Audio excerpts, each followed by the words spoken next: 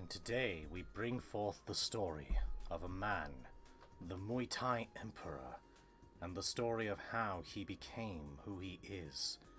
The man with a plan, a man with a long history, the Emperor of Muay Thai and a strong personality. Today we chronicle the story of how this man became known as one of Street Fighter's greatest. On this chronicle through the journal. Welcome everybody. Welcome everybody to this stream, and we are now here to witness the story of the man known as Sagat. The story of this friggin' dude, this big tall man, and the history that becomes of him, and the stories that showcase, yep, this man has been a big deal for the franchise. And now we're here to, see what he's got in store for us. Before we can play as the man, though, we have to defeat him.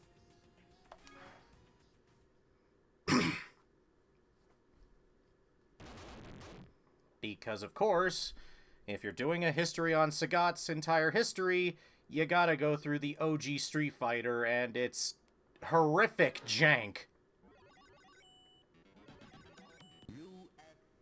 Starting in USA, because why not? Let's kill some of these people first.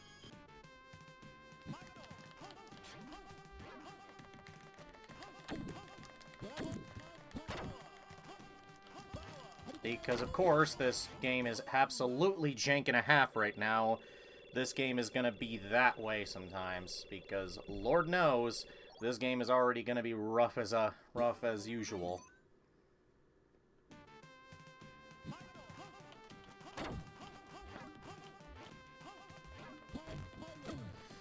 And the friggin' meta of this game is just to spam your special moves and hope and pray that you win at this point, because this game has no balance. But don't forget, there are many guys like you all over the world. Jesus Lord.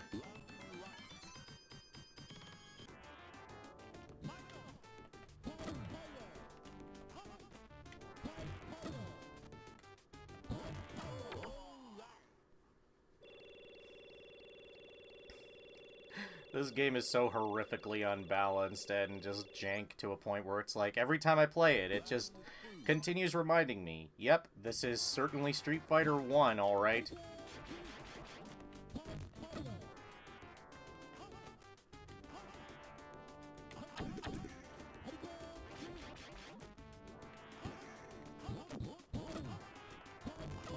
How did I teleport between myself there?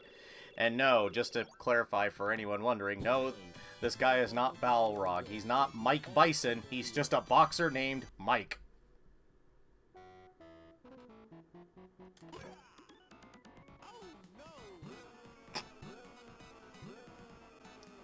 Good evening, Spage. How are you doing? And, yeah, just... boo. Just getting booed after not breaking bricks or whatever the fuck they were. Just damn it. Glad to hear that things are going good for ya, my dude.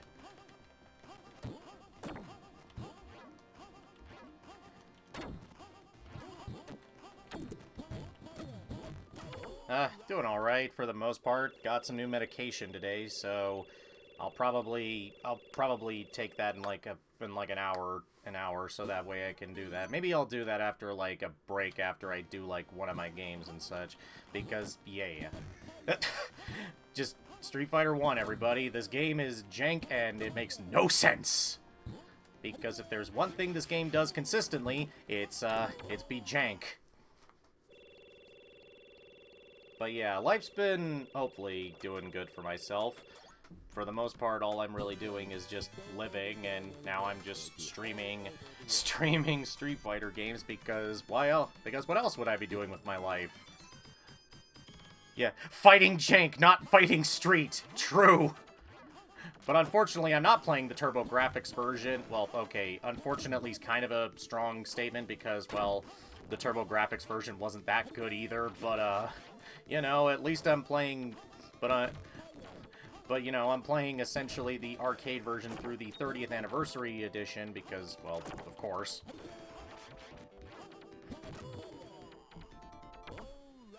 Alright. But yeah, this jankery continues to be exactly what it is because, Lordy Almighty, is this game a work of art? Not necessarily a good work of art, but a work of art nonetheless. Then again, it's not like I struggle with this game nearly as much, but man, is it something. God, this game is ridiculous.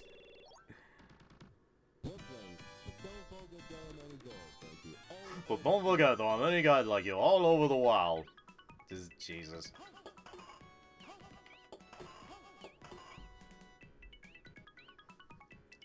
I hate that I've played this game enough that I feel like I'm actually somewhat okay at this game. That's the worst part. Anyways, off to England. Always good to revisit the classics from time to time. Well, yeah, we'll be doing that here after this game, but we gotta first go through... But first we gotta fight Sagat in his OG form, because the Sagat history continues, and... Birdie, stop being an asshole! Oh wait, it's Birdie. He's a punk.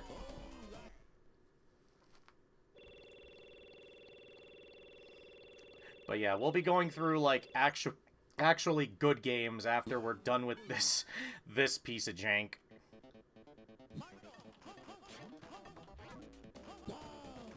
Oh! Fucking Birdie's noises kill me every time with the DAL! I forgot about that noise. Fuck. Oh my god. Okay. Where it all began, despite being janky beyond belief. Yeah, at least we're playing a game with 6 buttons as opposed to pressing down on giant rubber buttons that'll basically hurt your hands after a while. Ah yes, Eagle. We'll deal with you again in Capcom vs. SNK 2. And I gotta kill him fast, otherwise this theme is gonna hurt people's ears! Jeez, did he lose on purpose? Destroy me! Yeah, that's the power of the Tatsumaki when you have powers of everything. Oh god. I don't want to be in this stage any longer! Because, yeah, Eagle's theme in the arcade version is a lot. In the Turbo... I will say, if you listen to, like, the arranged soundtrack from the Turbo Graphics version, this song sounds a lot better. But then again, you could say that about the majority of this soundtrack on the Turbo Graphics, but yeah. There we go! Alright.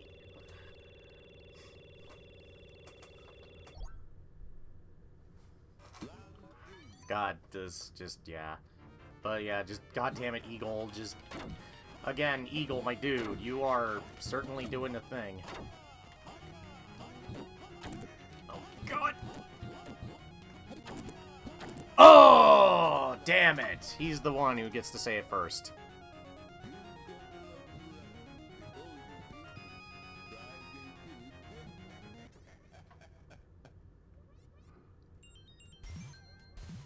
He looks like a Bond villain. True, like, yeah, Eagle kind of does look like a Bond villain. He kind of does look like... He looks like one of those weird henchmen. I mean, hey, that's what happens when you're just some random UK bouncer who uses collie sticks, or whatever those things are. Arrgh!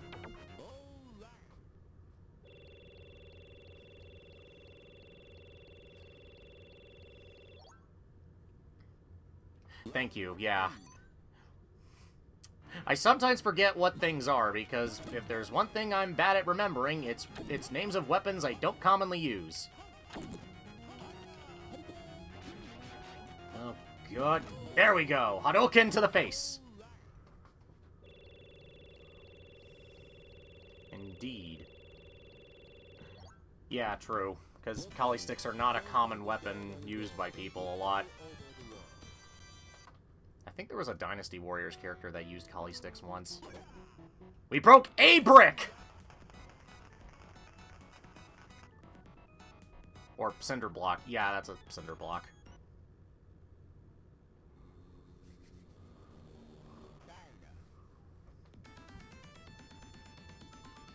Now we go to China, just to face off against Lee, aka the... I can't remember if he's like Yun and Yang's dad, I think?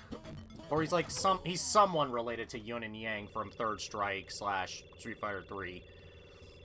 I just forget what he specifically is to them. Because good old Street Fighter lore is a fun time to learn about every now and then.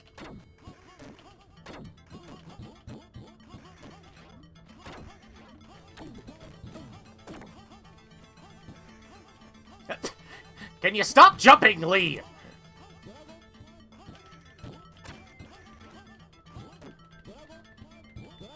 There we go. Shoryuken! Okay, so he's their uncle, okay. That makes sense. Again, well, Akuma's gonna hate you for a while whenever you exist again after this game. Or rather, just rivalries are fun. Alright.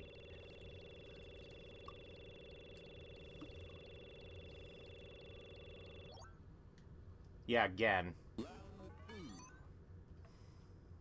Yeah, he'll exist again in the alpha games later on. Well, actually, okay, that was really fast.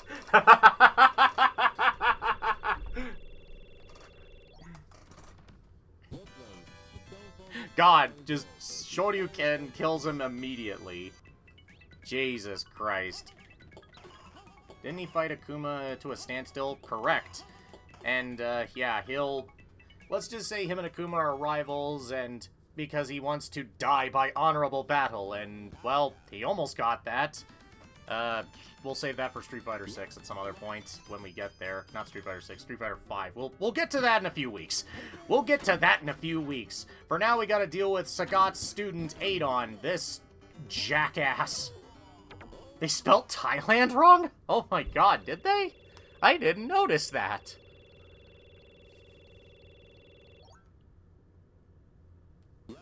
Oh my god, they did. They got Thailand and Taiwan mixed together, oh god.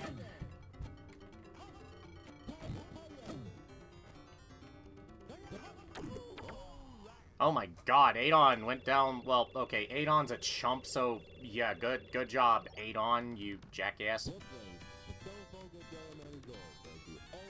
Well, don't forget, though, many guys like you all over the world, and there he is. There's the man with the plan, there is the Emperor of Muay Thai and his ear-grating theme song in this game, if you're playing the arcade version, because holy shit, this song is irritating in this version. No! God damn it, Sagat.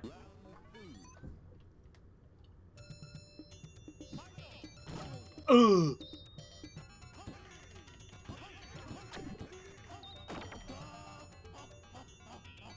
Sagat wants revenge.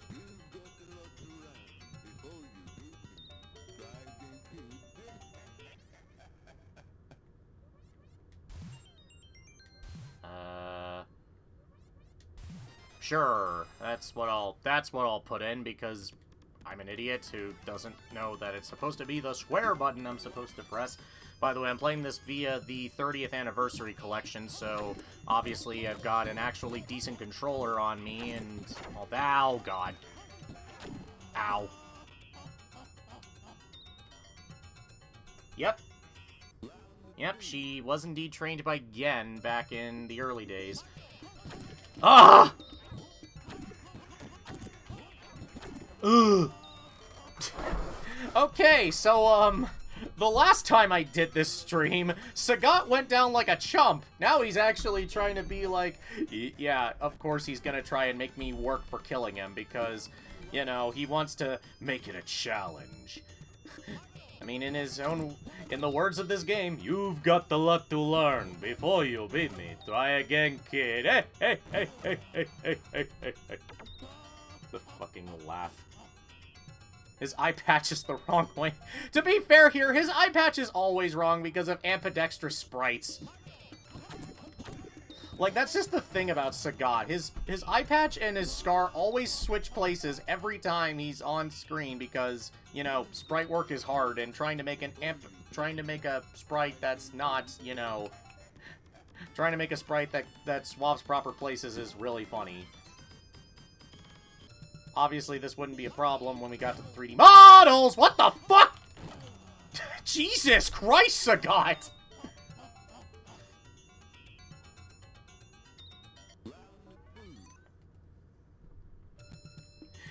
Oh my god, Sagat is actually out for blood this time.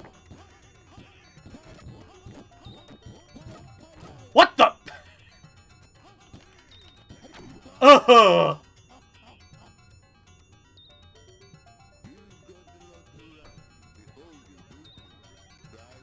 Oh my god, we are... Oh my god, the jank is real, yeah. I'm just amazed that he's actually... Oh god, he's out for blood today. Hadouken! Hadouken!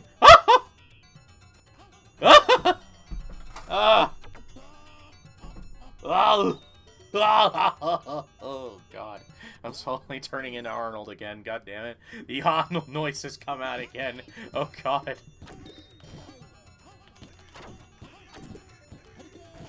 Ah!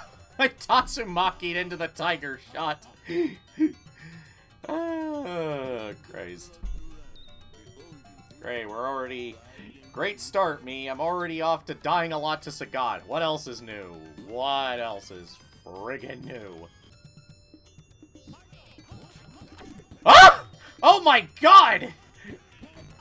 Did that knee just... That knee just took off a majority of my health?! Double KO!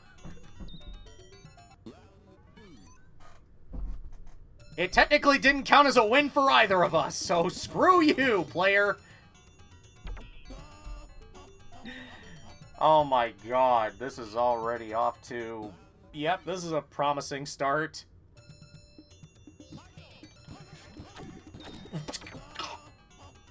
Jesus, Sagat took that personally. Yeah, he did, because Jesus! I can't help but just laugh at the fact that his tiger knee is chipping my health bar, like, clipping my health bar down so hard. Like, Jesus Christ, Sagat. He really wants me to work for playing as him in a bit. Holy Jesus. Come on. There we go. 1 round on him. All right.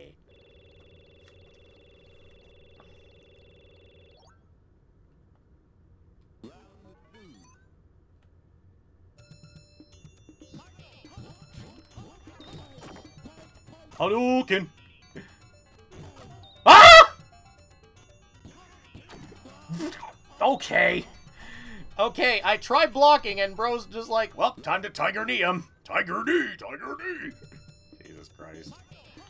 Ah! Oh, oh. Oh, God.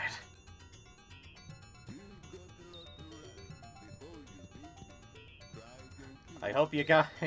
Oh my god, just... Jesus Christ. Whoa! Go! Just, man, just tiger, tiger, tiger.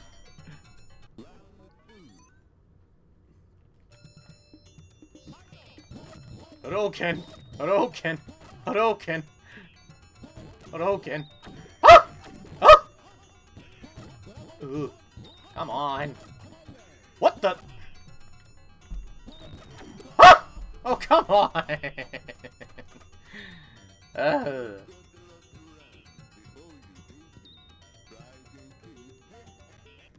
hope none of you get tired of that voice clip, because I sure am not. I believe in you. Thank you. I appreciate being believed in. I do believe I believe I can do this too. It's called I'm persistent. Also because I've actually done this a few times, but man, Sagat really wants to kill me today because, like, this is weird, because when I fought Sagat before in, like, other playthroughs I've done of this game, That or it's abuse mechanics, true. Hadouken! Hadouken! And he's dead! I win! We have beaten Sagat and have beaten Street Fighter 1 in 22 minutes! You are now the strongest Street Fighter in the world.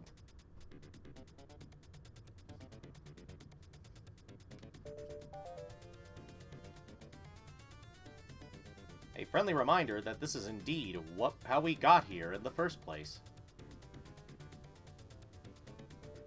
Like, my god, this game is... You have earned the distinction of King of the Hill, but remember, you have no time to rest on your glory, for there is always someone waiting in line to knock you off the top. Be prepared to be challenged. Okay. You know, as you do. In the words of the friggin' every time you win against everyone before Sagat, what strength? But don't forget, there are many guys like you all over the world. Because if there's one thing we always gotta remember, it's really cheesy voice lines from the same one person who does all the voices in this game. Game over. Game over. Alright, we're done with Street Fighter 1. I swear I will probably... I swear if there is something that happens where I have to revisit Street Fighter 1 again one of these days, I will absolutely have some things to say. But, now let's move on to a proper Street Fighter game. The final version of the CPS-1 version of Street Fighter 2. Street Fighter 2 Hyper Fighting. AKA Street Fighter 2 on a sugar rush.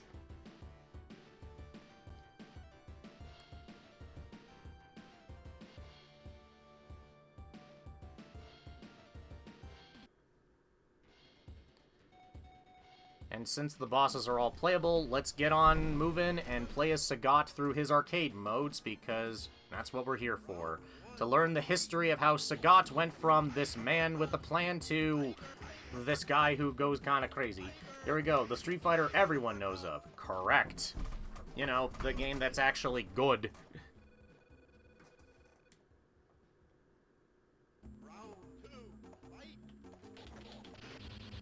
Oh god. Tiger! And has a joke from one of my friends who I was telling this stream about to. Take a shot every time you hear the word tiger from Sagat. You will be drunk. You will die. So I don't recommend it. Tiger! So please, anyone who's actually watching this stream, don't take a shot every time, you know, Sagat says tiger. You will die.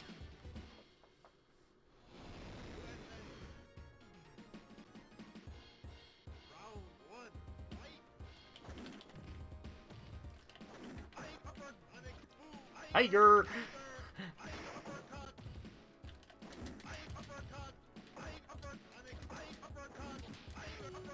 Tiger uppercut!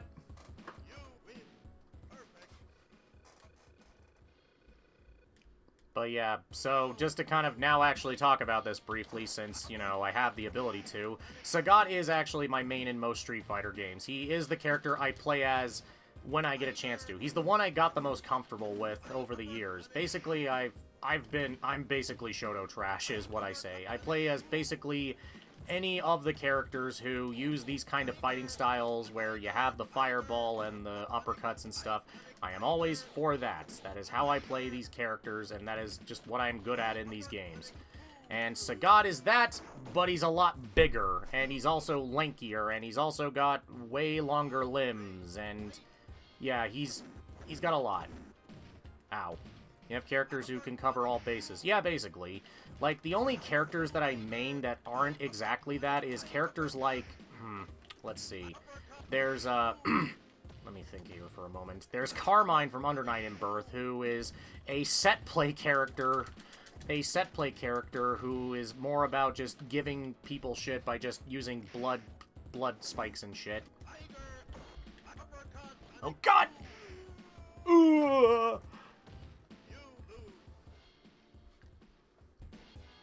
Are you man enough to fight with me? Yes, yes, Guile, yes we are. I love the fact that even Sagat's continue sound is just Tiger! But yeah, Sagat's been my main in most of these games, and that's why I play the man in pretty much every game he's in. And, well, to elaborate, yeah, I came back, I wanted to go streaming, and I said, when Sagat gets announced for Street Fighter 6, I decided, well, why don't I come back to streaming and just do, like, a legacy of Sagat, similar to how Maximilian Dude does his, like, legacies for characters whenever he's interested in them for when they come out. And I thought, Sagat's my main, and, you know, Sagat's a character that I have a huge attachment to in Street Fighter, so let's play as him, and go through all of his arcade modes. All of him and his tigers, and all of the power of his love of cornflakes, which, for those of you who don't know what the hell I'm talking about, would probably explain why he is now, why there's a giant box of cornflakes being tiger-kneed by Kamen Rider Kuga up at the top left, because I didn't have a Sagat figure, and because, well, Sagat loves his cornflakes. Yeah. And hey, it's why I'm doing this again, and hey, I'm enjoying myself coming back to it. It feels nice having an audience to enjoy my ridiculous stuff I do. But yeah, Sagat is... But yeah, so for anyone wondering why there's a box of cornflakes being tiger-kneed by a Kamen Rider, that's why. Because in the Street Fighter cartoon, in the Street Fighter animated series that was aired on USA Network back in the day, and is the horrific, like, stupid, basically Street Fighter via the way of G.I. Joe that wasn't the Van Damme movie, because it technically was a sequel to the Jean-Claude Van Damme movie. Sagat, in an episode where Guile and the others are just saving some people from an embassy or some such bullshit, Sagat captures Guile and this kid who's like the son of the people who have information on Sagat and Bison and such. Basically, this kid and Guile are kidnapped, and Sagat captures them and basically threatens to get onto Guile's case for being like, we will force you into fighting in an underground street fight. And, well, let's just say, the kid that, you know, that Guile's helping is basically used as a bargaining chip by Sagat, and Sagat decides, in his infinite wisdom, to basically say the following, that I will now quote verbatim because I memorized this scene so much. I have an idea. This young one will be my, what's the word? Mascot. Yes. Show the boy back to his old room. There he can rest. Maybe have a snack. You like some cornflakes? And yes, he for some reason just mentions cornflakes. You know, Mr. Tiger over here, the guy who's all into his tigers, is talking is going on about cornflakes instead of Frosted Flakes. Like, my dude. That's how you know the Street Fighter cartoon is wrong. That he likes cornflakes instead of Frosted Flakes. That does not stop me from making the jokes, though, because it's fucking hilarious.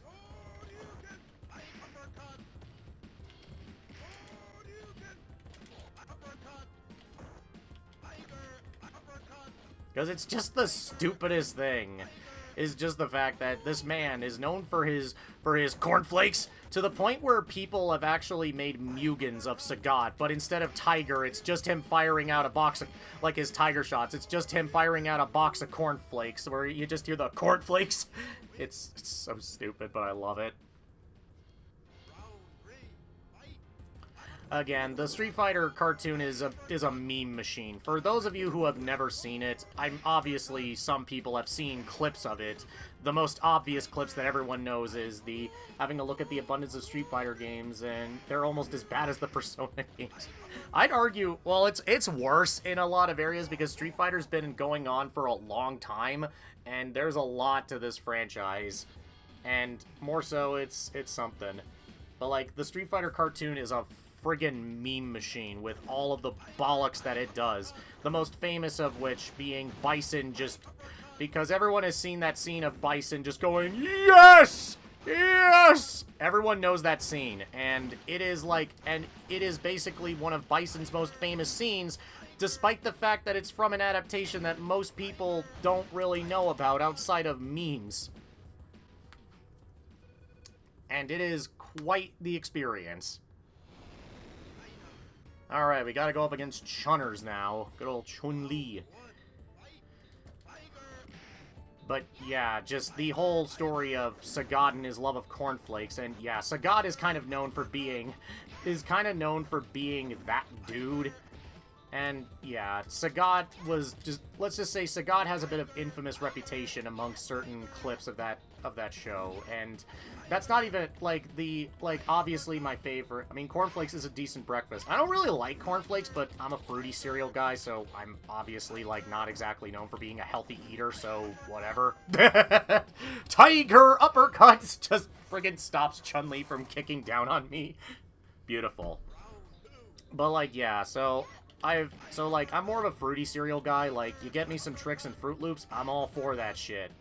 But, I don't know, I've just never really liked cornflakes that much. But then again, I've also never really eaten Frosted Flakes. Just the fact that he talks which is funny, because I'm more of a full English breakfast kind of guy. True. That is entirely fair. Oh boy, it's Zangief time, because, man, I am gonna lose my shit by fighting against Zangief here. And, yeah, by the way, if I flip-flop back and forth by pronouncing him as Zangief or Zangief, look, his name is supposed to be pronounced Zangief, but I can pronounce it both ways, so whatever. Nothing beats going out of a morning and getting a meal at a good restaurant.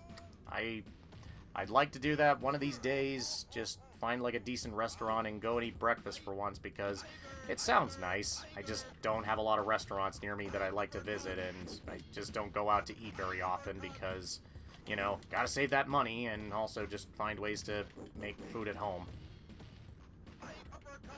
Unless my dad is, cooking something in specific, so, yeah. Then again, I'm a picky eater, so what do I know?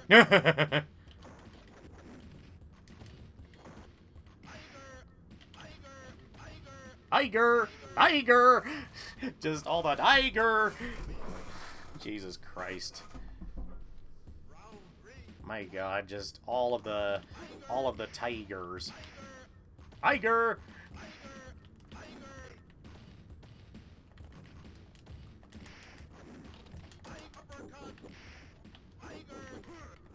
Oh god!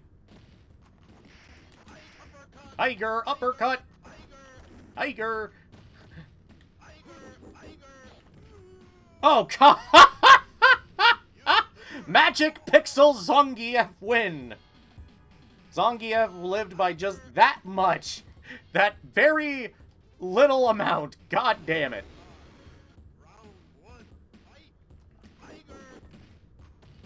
Tiger!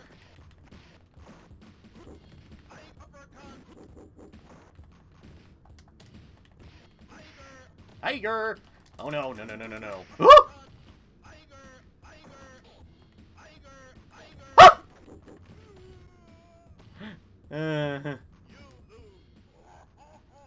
Well, it's official. Zangief always hates me, so, good to know. Tiger! Oh!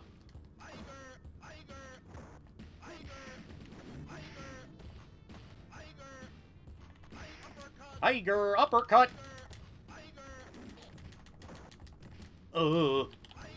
Tiger knee! Tiger knee! Just a big old knee to the face. This is why you never screw with the Muay Thai master. Or, excuse me, Muay Thai emperor. Emperor of Muay Thai, just... He's the guy! He's a really big deal with Muay Thai, is what I'm trying to say here. No!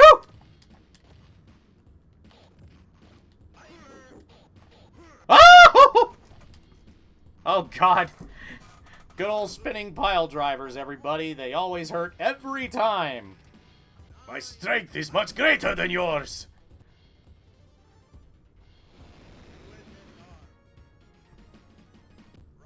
I swear to God, Zangief, there's always gonna be those characters that give you shit and are just like, we are going to make sure you pump in as many quarters as we can get out of you. You will be broke after this. To which I say, I'm playing this at home!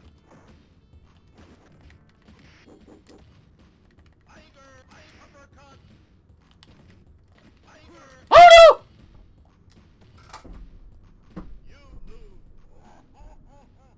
Well, that's, yeesh.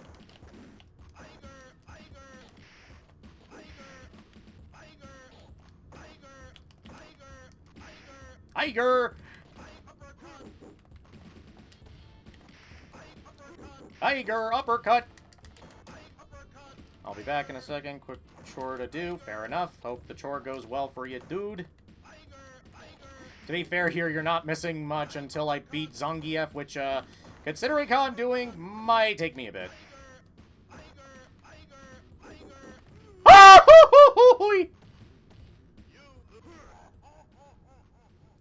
I say people aren't missing much, and somehow I make noises like that, and some people are probably going to be thinking, what?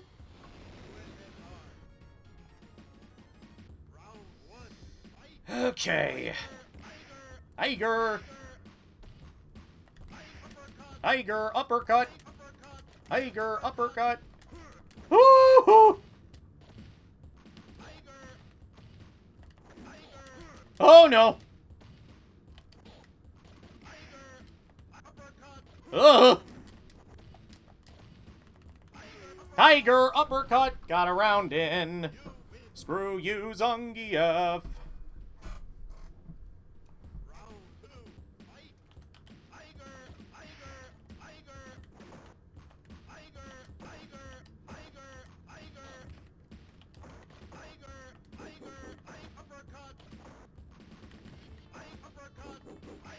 Tiger! Ah!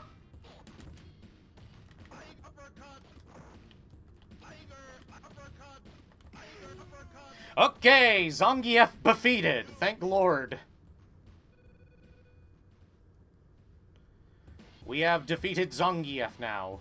Alright, off to India. It's time for Dalsum. What's a Dalsum? Oh! Frickin'... And all of Dalsum's loud-ass elephants.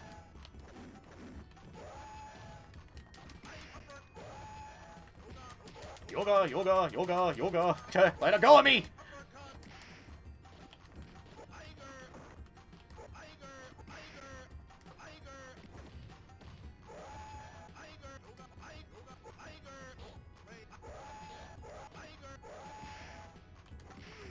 Thank God I beat Dalsum by a hair! Oh boy.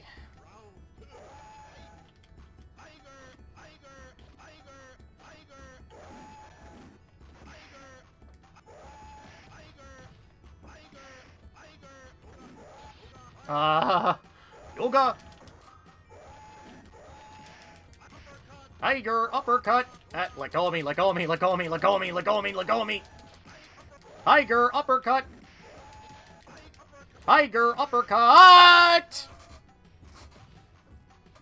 Yeah, I did that on purpose. Bonus stage!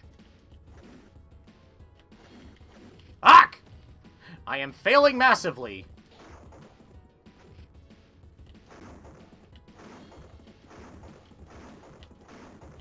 Ah! Tiger! Ah! I don't know what I'm doing at barrel breaking. Off to Japan to fight Ryu.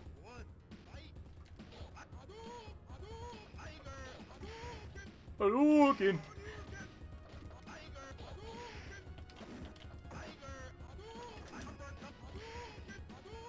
Hadouken! Tiger! Ugh. And back. Welcome back. I beat Zangief, and then I fought Dalsum. Now I'm fighting Ryu. And, As you can tell, that went about as well as you'd think. As the last time we fought Ryu, which is, yeah. Awesome to hear, and thanks. Glad to hear. But yeah, we made past some enemies, and now we got some more enemies to go up against because of fucking course we do. Tiger! Oh, fuck. Hey, boy. You must defeat Shenlong to stand a chance. Shenlong doesn't, ow, exist. Oh my god. Well, actually, Shenlong does exist, but in retrospect.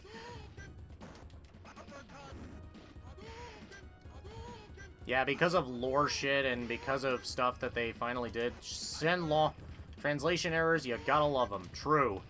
And you gotta love that that translation error caused a whole April Fool's Day article to happen, and then somehow afterwards, that led into this that led into Shenlong being a real character. Yeah. The funniest thing is that he's now a real character in Street Fighter 6's World Tour mode, because they were just like, we made this, we might as well just showcase that we know the jokes now. We know that this character is a thing. We've been playing into this for years, what with Goken's whole thing in Street Fighter 4. And, you know, we almost saw him show up in Street Fighter the movie, the game, which is still crazy to me that Shenlong was almost in that game. Wait 2 weeks for that, by the way. And, yeah. Now Shenlong is a real man now in Street Fighter 6's arcade mode. Which is kind of crazy to me that he now actually exists. Okay, that was hilarious timing, where my Tiger went alongside with Ryu's uppercut, so it just kind of sounded like Ryu just said, "Nah, I'ma steal your move, fam." Just being like, out of nowhere, just being like, just Ryu, Tiger, uppercut. Wait, what? Wrong person, wrong uppercut, Ryu.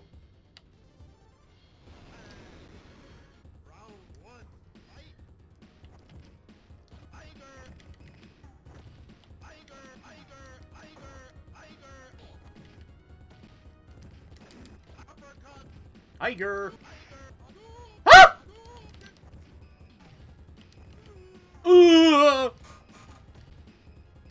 Ryu got stunned right before he won. Good to know that this is exactly how it was programmed.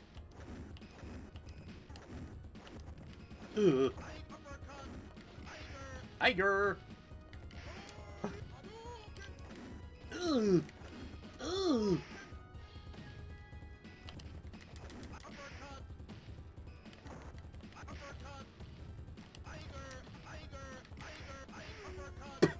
Okay, I love the timing. The Tigers just come out at the funniest times whenever Ryu Shoryukens. It's friggin' funny as hell.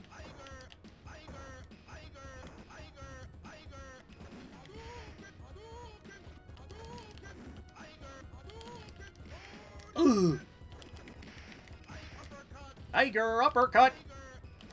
I wish I could do ridiculous juggles in this game, but I cannot. I have to be grounded about this. At least until we get to the alpha games. You are a beginner. You're a beginner. Anyways, now it's time to the other side of Japan to fight Honda. Honda.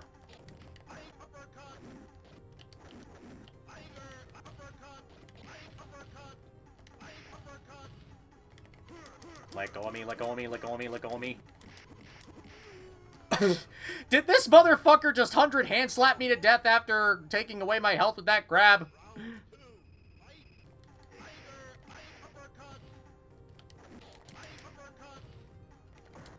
This one character, every beginner spanned his rapid palm and won almost every time. True! Because if you didn't know how to do charge moves, well, yeah, Honda just became extremely annoying to deal with. Then again, if you do know how to play Honda with his charge moves, yeah, bro is also kind of irritating to deal with because he's got charge moves like Guile and Blanca, and he still hits like a friggin' freight train. Also, he's got a grab that'll hurt you, so, be careful. Like, going to my fighting game locals, I actually do fight again. Like, there are some people who do play Honda. Worst part, he's naturally crouching. True.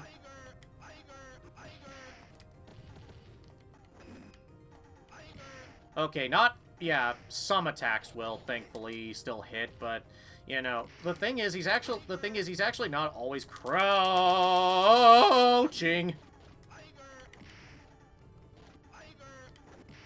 Oh. Thank God I won! Oh.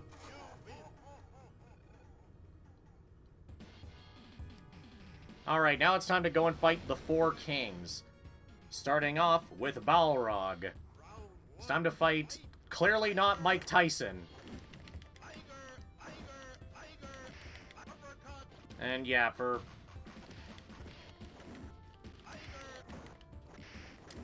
Guess you won't be needing those tapes I made for you. You want me to get rid of them? The better TJ combo. I'm not entirely certain if I agree with that, but then again, I also just think TJ combo in, like, the new Killer Instinct game is really cool, but that's a whole other story. I will say Balrog does get some really cool character development in the later Street Fighter games. Like, in SF5, he's actually one of the better written characters in Street Fighter V, so there is that. He really does, yeah. I mean, this dude actually has a really cool story in Street Fighter V with him and Ed's whole deal, so, yeah. Good on you, Balrog. You got some cool development in a game that otherwise was kind of screwing people over. So, good for you, Balrog. What the hell? Bro is just uppercutting all over the place. Jesus.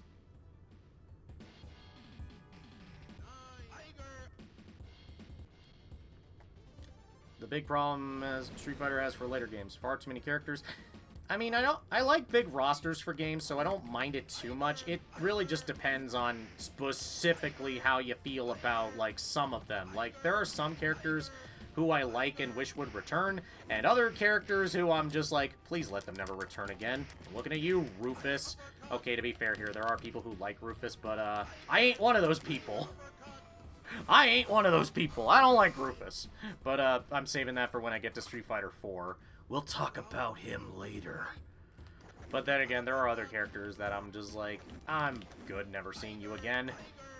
There are a lot of cool characters that I wish would make a return one day. What the hell was that?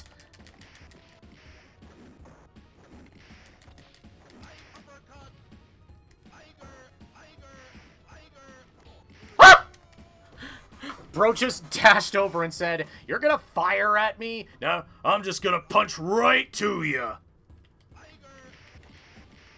Oh my god. Jesus Christ, Balrog, you make me stunned easily.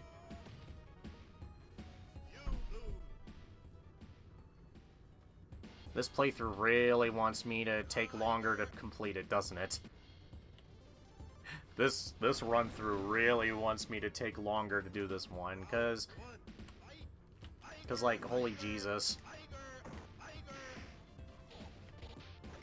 Because I did basically this idea for a stream last week, but unfortunately, I forgot to save the VOD. So, this is a remake of that stream now, and it's basically just me trying to do that stream again for an actual audience this time! And also being able to, you know, actually make sure I can upload a real VOD of this. So, you know, hey, people are actually seeing what actually can happen, aside from me accidentally killing Chun-Li with a... Like, if you look at my clips on my Twitch streaming stuff, Balrog's vicious in this game. Yeah, he is. I mean, especially in the Super Turbo version, he's a monster. And we beat him, thank God. If you know how to use charge characters, Balrog is quite a beast.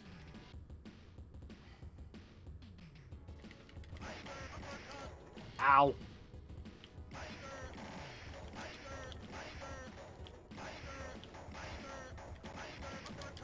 Tiger uppercut. Perfect.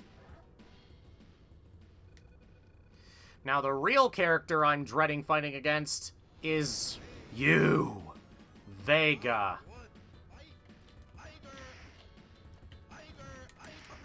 Vega is absolutely a cheap bastard, and I hate him. I will always hate fighting I mean, to be fair here, his Japanese name is The guy with the claw, Vega, is an asshole, and I hate fighting him in any of these games. Oh, for the love of fuck, you asshole! You asshole!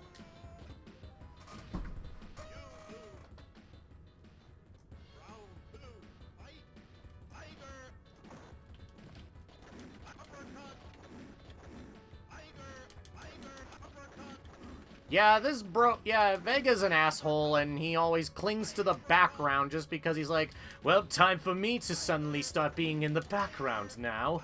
Allow my beauty to bring forth your end again. Hey, I tiger uppercutted him there, so that's good. Oh, God. Oh, come on, you dickhead! Nyar! Ugh, so close to getting around on him. Handsome fighters never lose battles. I'm sure they don't, you dickhead. Oh, Vega, how much I want to smack thee in the face in many ways and, you know, do exactly what Chun-Li does in many respects, which is, yeah. Vega looks like a guy who'd moan if his hair was pulled hard.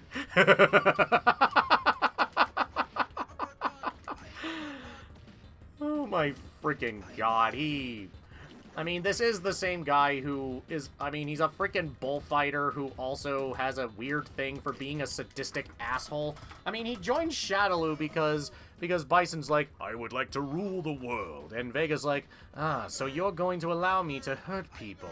I like the sound of that. And it's really funny because which is really funny because in the anime stuff for Street Fighter 2 V and the anime movie, he's actually played by Richard Cancino, aka the voice actor of Kenshin Himura from Rurouni Kenshin, among a bunch of other roles that Richard Cancino's known for. Whereas nowadays, Vega is played by Doug Erholtz, aka Squall from Final Fantasy and Hazama from BlazBlue.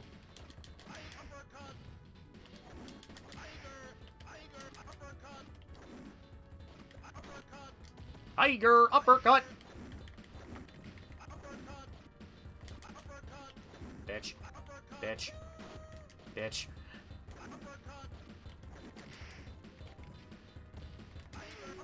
Tiger uppercut!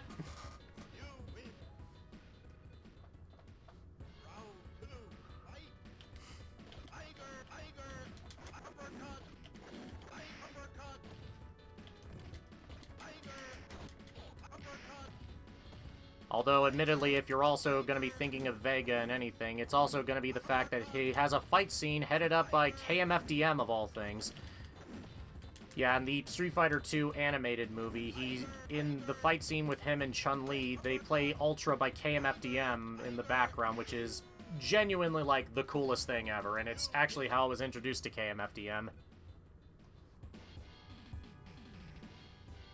And now it's time for something really bizarre. We're going to Thailand, and Sagat has to fight himself!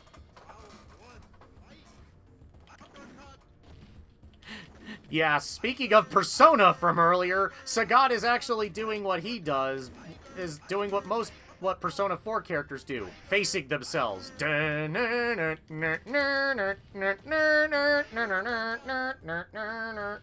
Bison's been cloning people. Either that or it's those weird fucking robots from the Street Fighter 2 animated movie where they just have a random robot styled like Sagat that's just wandering around gathering data on fighters, so Bison is like, ah yes, I can now use this for information for myself.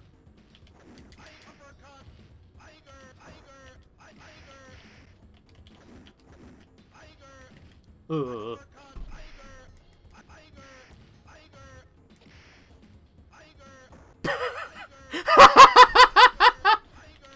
It feels nice being able to use my own boss tactics against myself. That or anyone fighting themselves is really having an episode. Considering what Sagat goes through later on in the Street Fighter series, not inaccurate! Tiger! Tiger! Jesus Christ. Double tigers are all over the place. I'm kicking my own ass! Allow me to kick my own ass for once. God damn it, Sagat.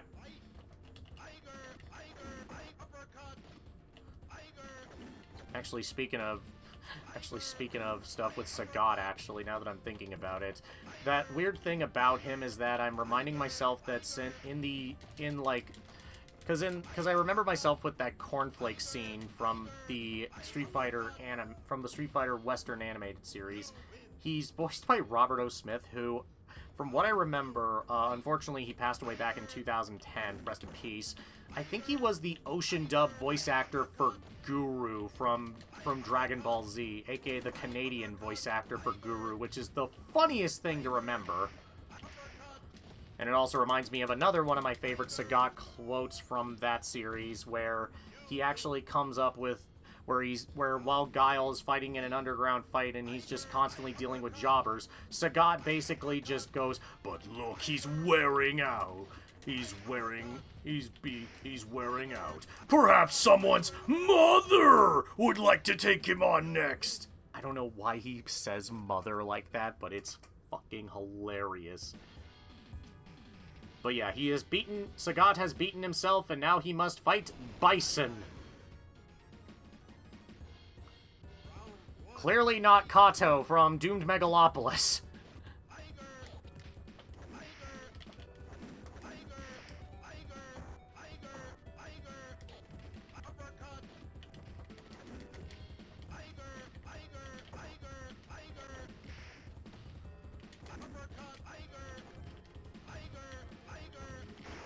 Ow! Damn it, Bison, you hurt. A shame you couldn't use background props in some fashion. Yeah, that's saved for... I mean, that was something they were going to do in, that they were going to do in the original version before it became Final Fight, so there is that. Also, yeah, Bison. You can't compare with my powers. I mean, yeah, of course we fucking can't, Bibson. To once again steal a joke from Maximilian, dude!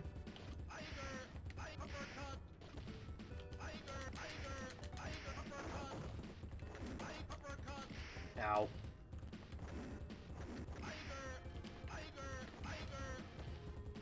Come here to fight a madman, and instead you found a god? Again, speaking of resting in peace, rest in peace, Raul Julia.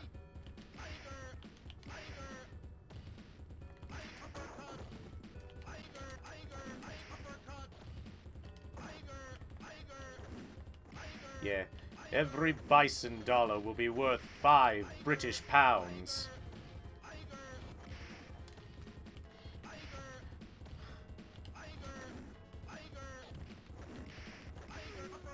Tiger uppercut.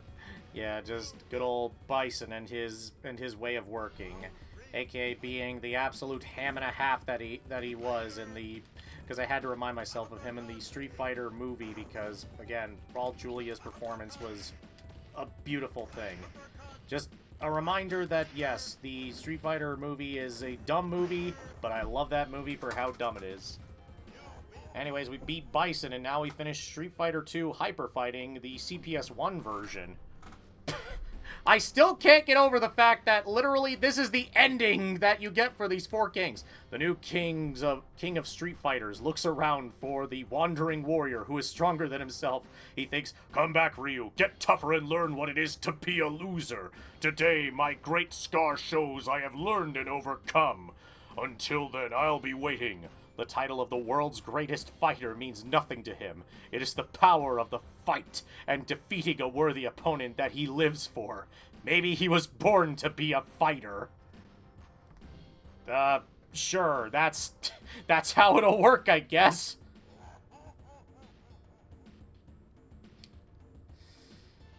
Oh boy.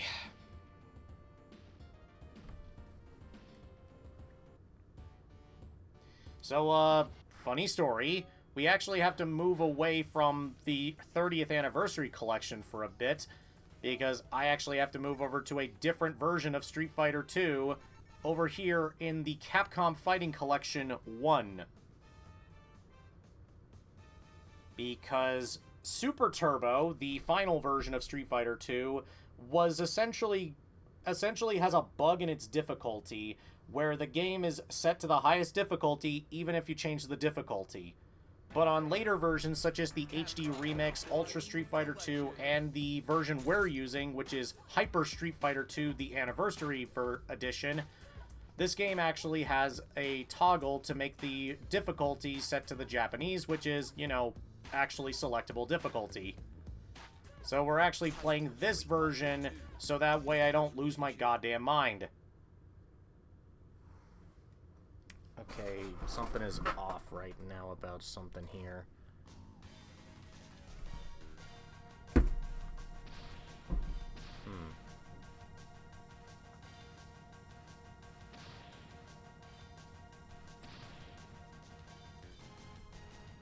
And basically the thing about this version of the game is that, yeah, you can basically use... Essentially, this game allows you to... Basically, it helps that this version of the game has, like, all the other versions of Street Fighter 2 on here. So you can go Normal, Champion Edition, Hyper Fighting, Super, Street Fighter 2, and Super Turbo, basically for every character. It's kinda sick. And yeah, we're now on the CPS2, meaning the way this game looks is definitely a lot more crisp and clean, and the presentation got a bump, and the music now sounds a little bit different. It's still the same themes, but we also now have 4 new fighters, those being T-Hawk, Fei Long, DJ, and Cammy. But of course, we're sticking with Sagat since this is his story. And, wait, I mean, this is my story, and you're not a part of it. Wait, wrong series. I'm not playing Final Fantasy X, though. That's for later. I did also attempt last night to fight against Akuma, and, yeah, I decided after doing that fight, I am not going to try to fight Akuma on stream, because that shit is annoying, and I don't think people want to watch me do save stating unless I'm playing Fire Emblem.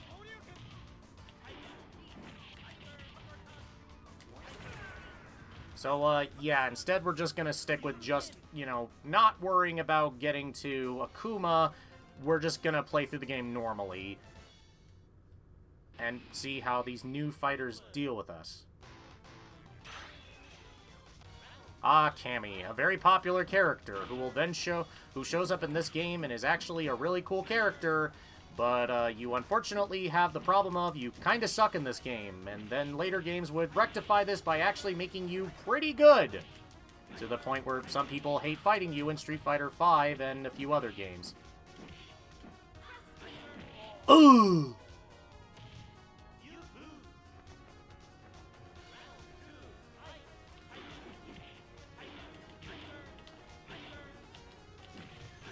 The second character who got the Rule 34 treatment from Street Fighter. Accurate! I mean, hey, when you're the second female character in the series, it's gonna happen.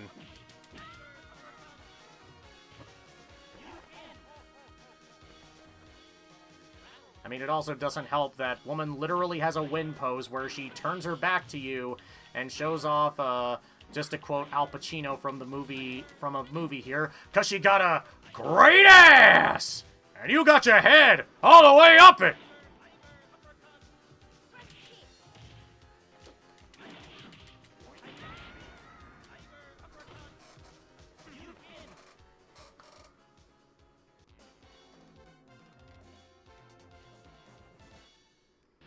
But yeah, just Cammy's cool. We'll see more of her in future games. But now we gotta fight Blanca.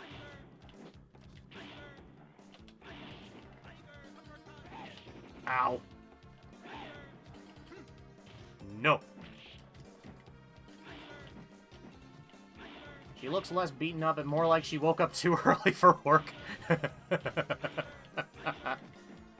That's funny, though. I actually can kind of see it with her loss sprite. It's pretty accurate. Okay, Blanca defeated. I thankfully didn't lose to Blanca. Thank God.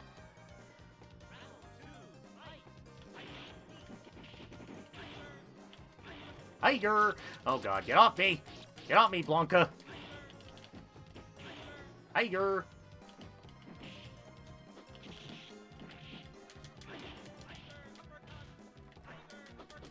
Ugh!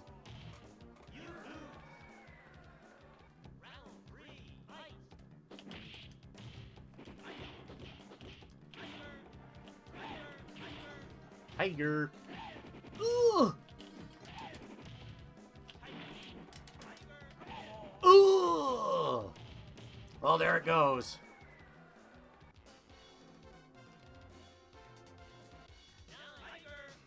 Tiger!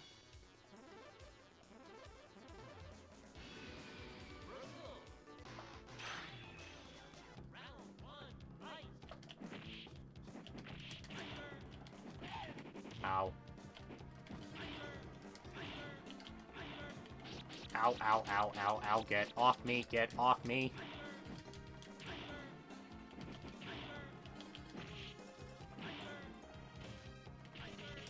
What happened to Blanca? He changed colors because he picked a different button. That's as simple as that. It's just it's good old color palette swaps. He just looks really...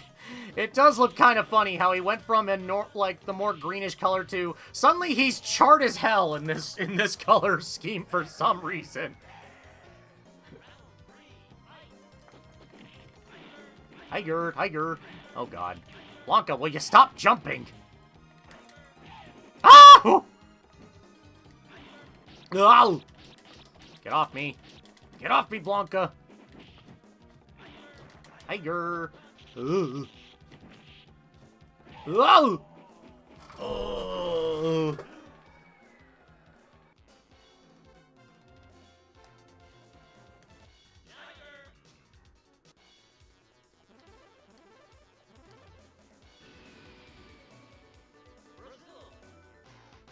Brazil. Ow.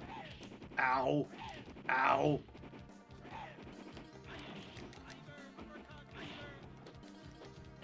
Ow. Ow. Ugh.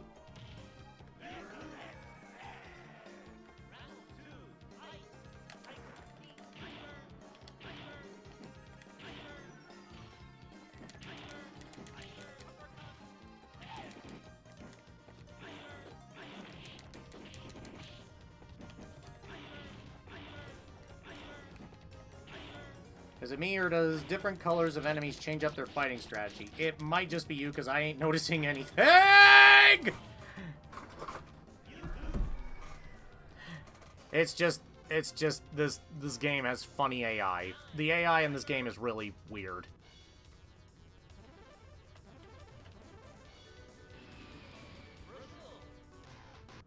He's back to the charred version, so, yeah. Ugh.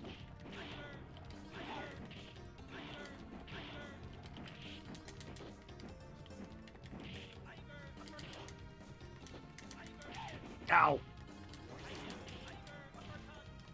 Ugh. Just Blanca being Blanca. Wait, what was that? I'm not crazy. I'm not the only one that saw just something weird happen with when I Tiger uppercutted Blanca there, right? I feel like I saw something jank happen with the visuals there. I have no clue what the hell happened. Ow. Ow. Tiger. Ow.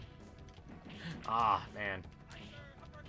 Well, I'll just have to check the VOD later and see what happened. Because, Lord knows I'll probably be editing around a bunch of stuff if I want to make... I don't know. I don't know, it depends on what I feel like doing.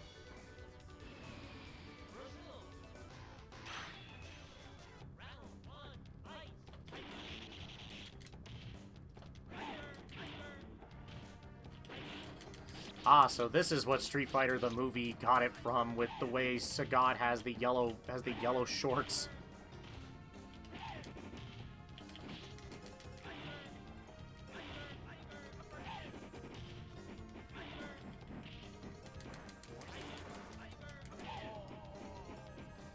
Just... God damn it, Blanca. It's only the third match of the game already, and I'm already struggling off with someone.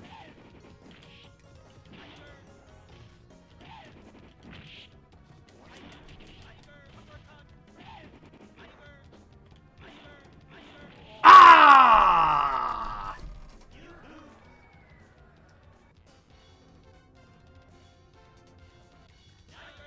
Tiger! There's always one, 2, 3 kick-ass. And the rest get their ass kicked. Yeah, true. Yeah, that's usually how it be with this game. It's always a case of, yeah, there's always just those characters that are just like, yeah, they're strong, and they're gonna kill you, and then the others are just brain dead. It's really friggin' weird. Ow, ow, ow, ow, ow, ow, ow. Get off me! Tiger, tiger. Ah! Booyah! Booyah, bitch!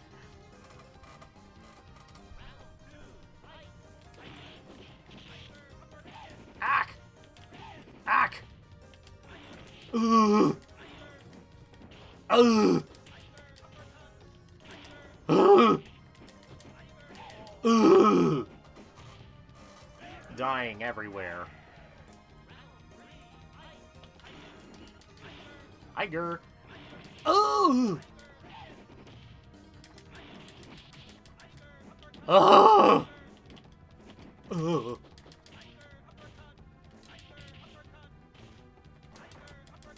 Oh! Defeated I am.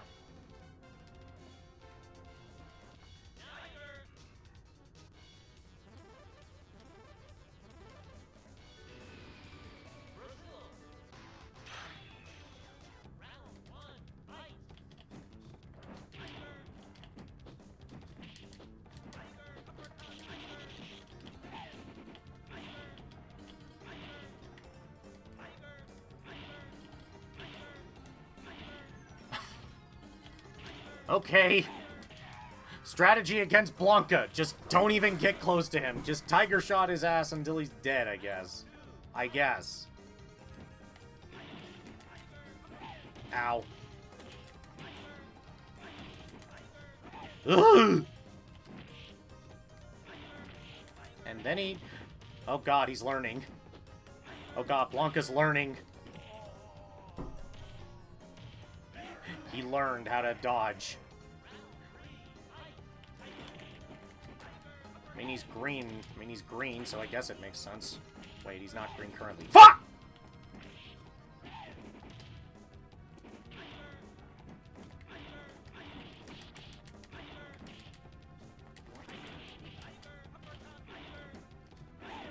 Ugh. Oh, so close! So close to beating Blanca. He had, like, that last pixel left. Ah, man.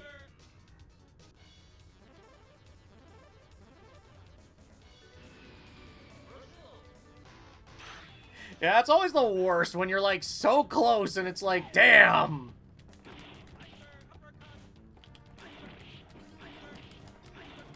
Oh god, get off me!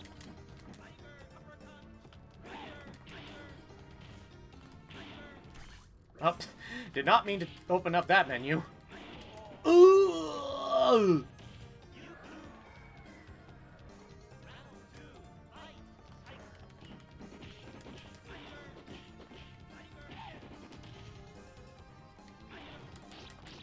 Get off me.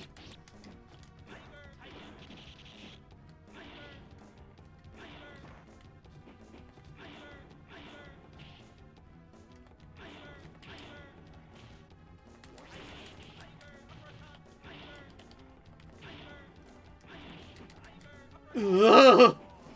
Ugh. Damn, Blanca being that guy right now.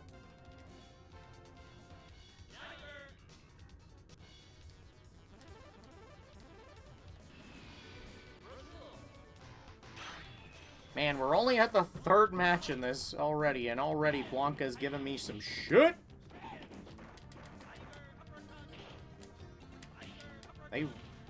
These games really want me to take longer to beat them today, so that way they're just like, yes, you are going to get content out of losing to us.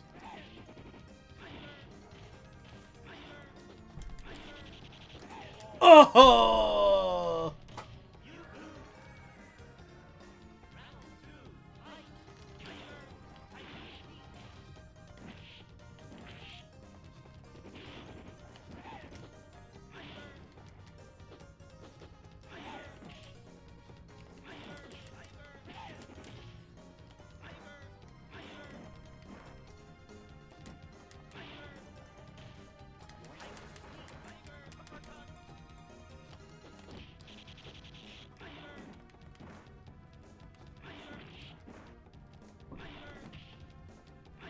Oh!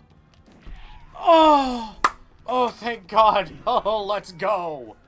Let's fucking go.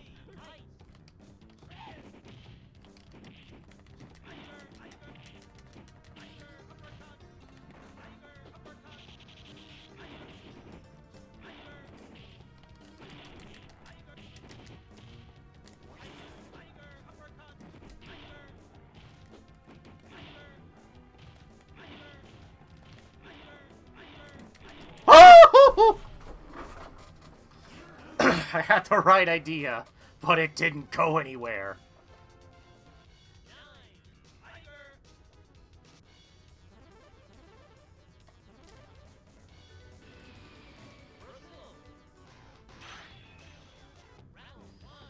Okay, come on, Blanca.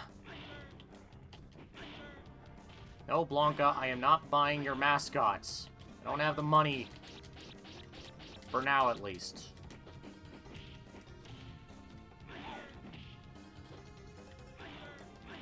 Ugh.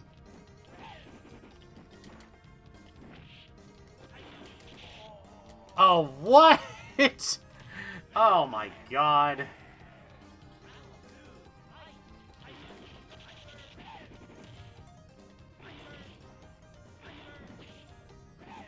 Ugh.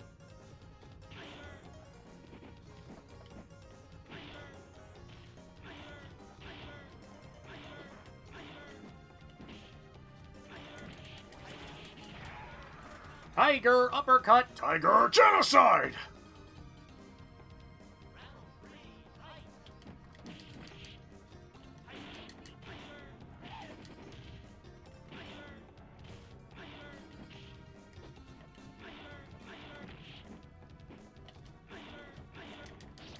Get off me, get off me. Oh, what? Oh my God, are you kidding me? Oh my God. That was oh my God, are you fucking serious?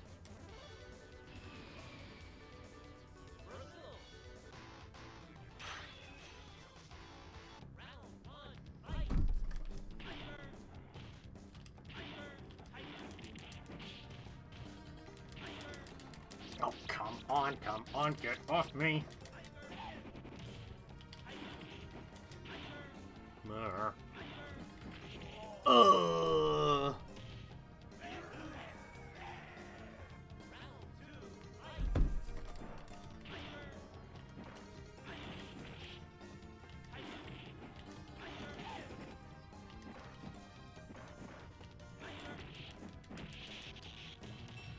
Ugh. Damn it, Blanca. This Brazilian monkey man is doing a lot against me right now.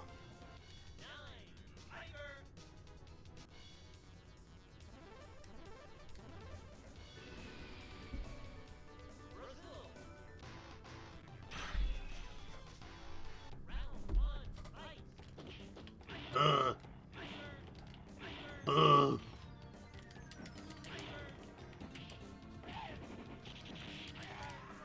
Okay, thank God.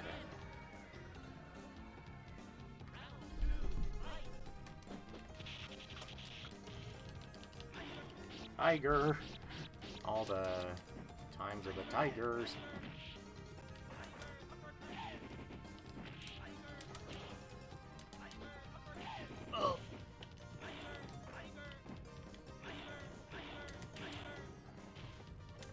Oh, my face.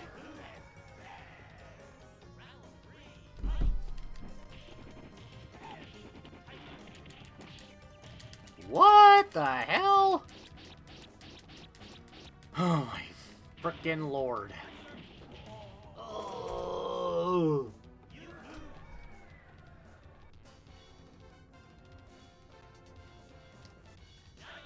I swear to God.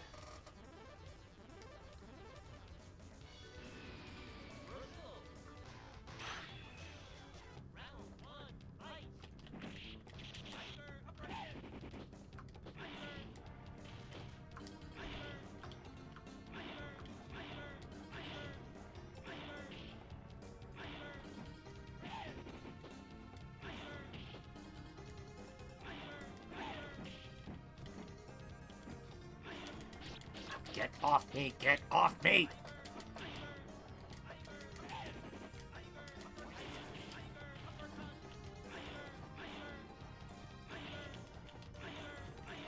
No! Oh, come on! Oh my God. Alright, come on. Come on, Blanca. I will give you something else to deal with. Ugh.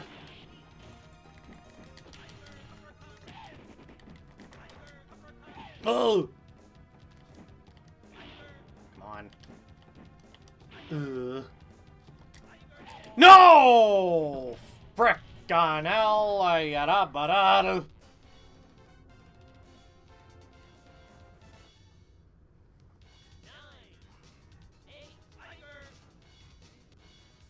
will tiger.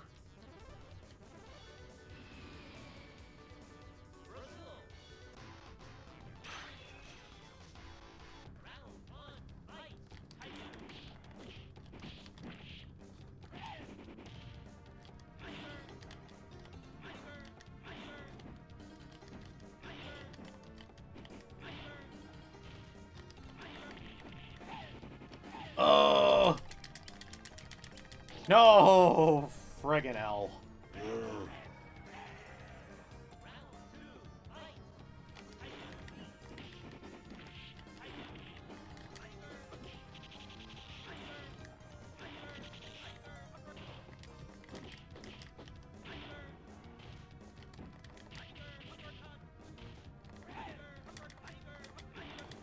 Get off me, Blanca! Oh my God!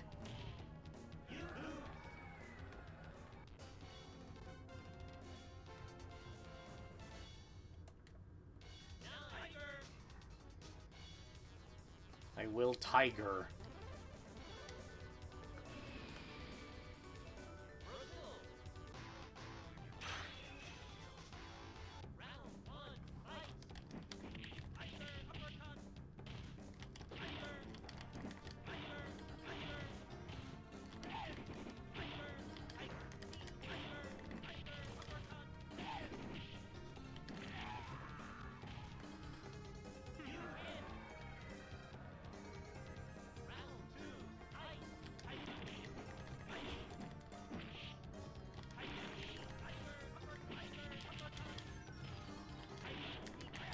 Oh my God, we're finally past Blanca. Jesus.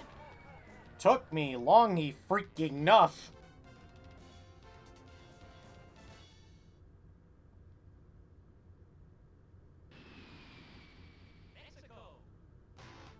Alright, off against T-Hawk. Oh no.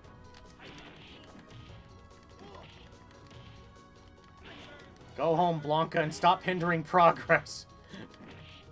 Go. We're not playing as Guile, though. We can't tell him to go home and be a family man.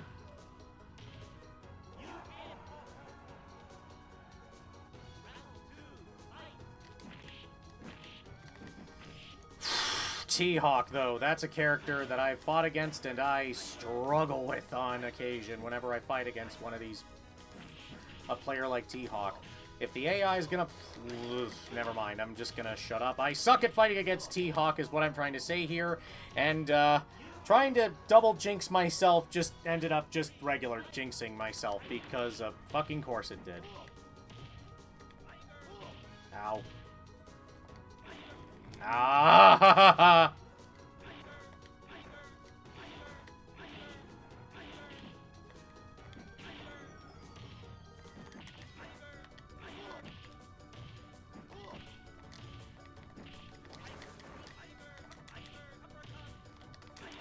Oh! Oh, T-Hawk. Oh, T-Hawk. Your scream sounds like a pathetic war cry. I mean, you of all people would know, T-Hawk.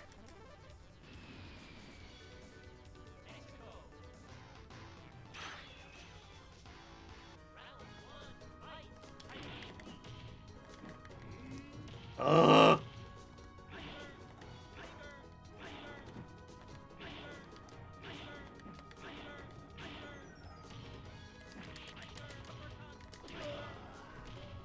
Oh my god.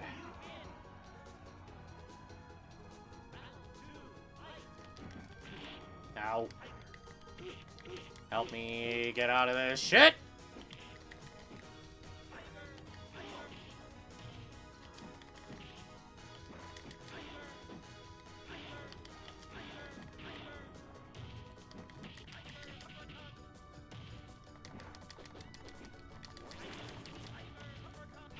Oh! Okay, only took me 2 tries against T-Hawk for some reason. Okay. Sure. Just about. It's DJ time.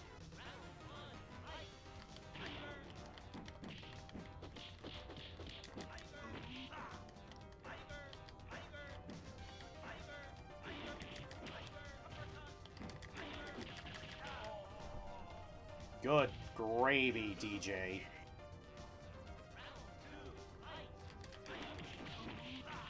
Jesus, DJ! Holy my lordy! They don't call him the party king for nothing.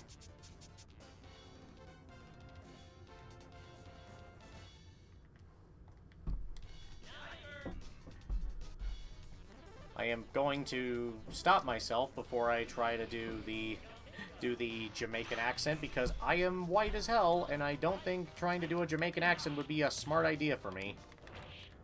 But yeah, just DJ is crazy in this game. If you know how to use him, he can be kinda crazy.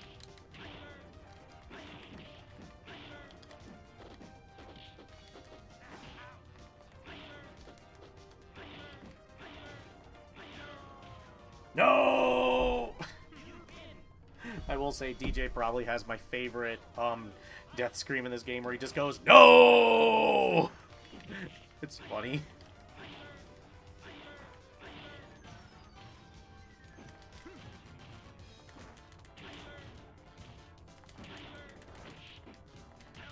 Tiger, tiger, tiger, tiger, uppercut! Yeah, exactly. Welcome to the stream, Matt. And, wow, we actually beat DJ really fast again. So, good there. No microphone that you can use. I don't even know what the hell I'm doing. I'm not even using a microphone! Ugh. I don't know why my friggin' thing, but either way, welcome to all of this... Oh, God.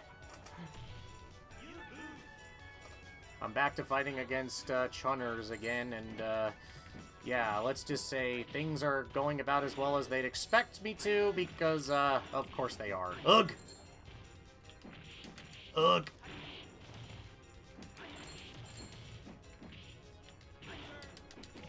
Ugh! Yatta. I'm the strongest woman in the world! You know, as you do.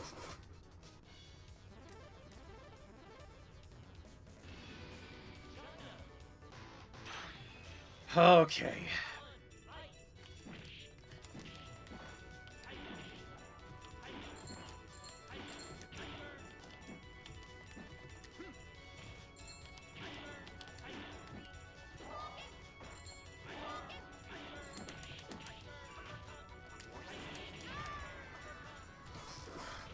Tiger! Tiger! No, did not mean to do that. Oh god!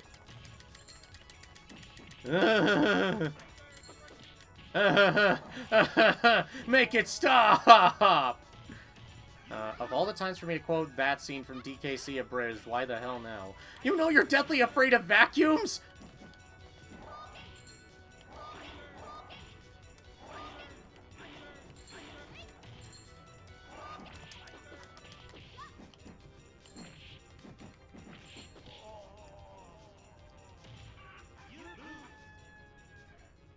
Thank you, chicken. In the background. Tiger! I will tiger all of this. I will not... I swear I'll beat you, Chun.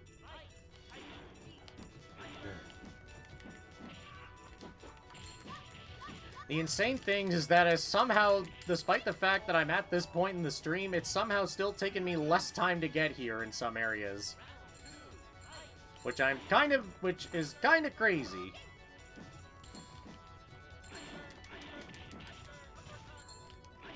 Ugh.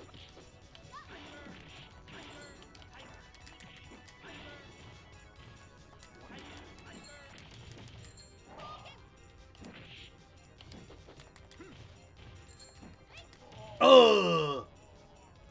So close.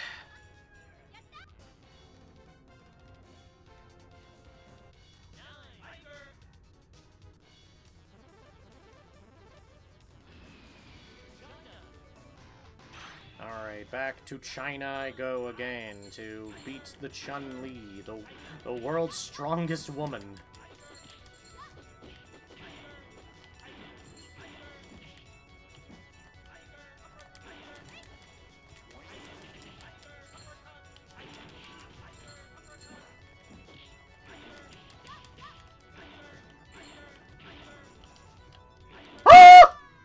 Oh my god, I almost got struck by a spinning bird kick there. Holy Jesus.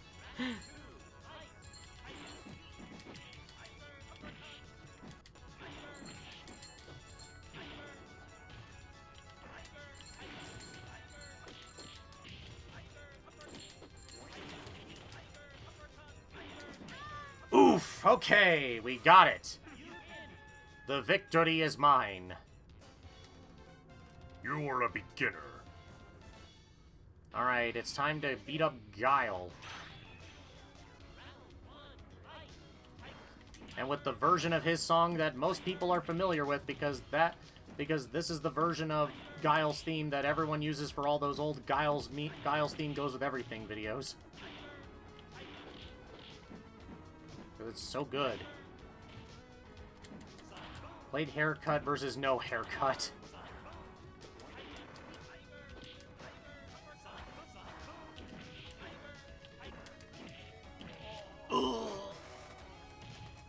America theme. Do, do, do.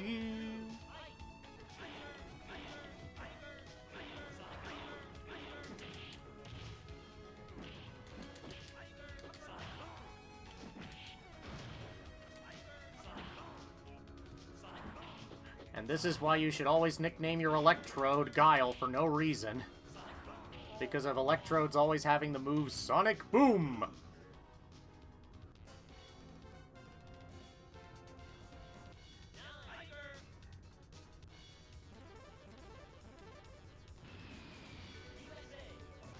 Just old videos that I remember doing exactly that, where whenever they named their some people just named their electrodes Guile because they just randomly find a random electrode knowing Sonic Boom and they're just like, screw it, it's named Guile now. Though if anything, we all know for a fact that Guile's real Pokemon is Braviary, because Eagle.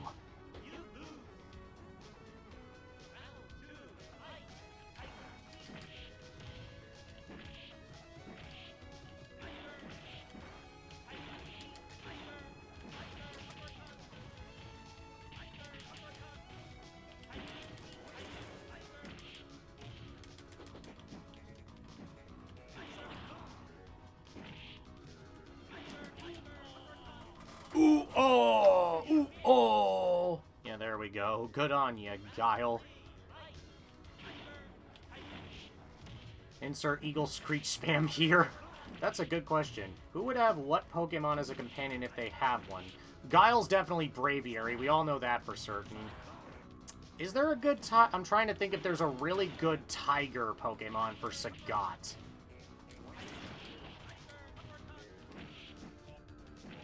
Ugh, Arcanine. Right. Actually, Arcanine would be a good fit for Sagat now that I think about it.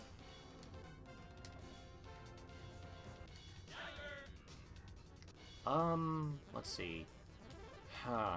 Blanca, I'm actually, like, I feel like there are some I can easily tell. We all know Zangief has to have a Machamp, because that man loves to wrestle, and, you know, good to have a, well, oh, okay, actually, no, not Machamp, Incineroar, because Incineroar is basic, like, if this were back when Gen 1 was still new, then, yeah, Machamp would be Zangief's. Nowadays, though, Incineroar is frickin' Zangief's mon.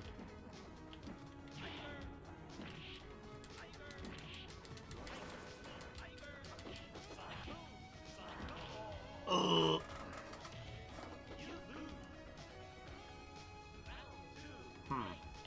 Now, Ryu, I'm actually uncertain if he should get, like, a...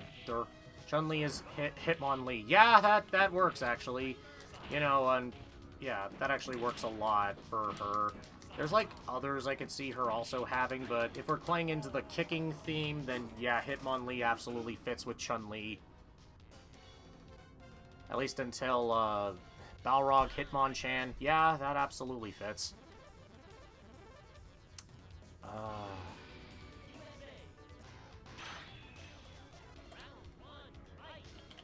Because I know there are a few others I could consider. Sakura Riolu. Yeah, that actually works really well. Vega getting Weavile. Yeah, that actually kind of works for him. Although I'm actually trying to wonder if there's like a mon in Paldea that would actually fit. That would actually fit Vega, since Paldea is Spanish themed and all that.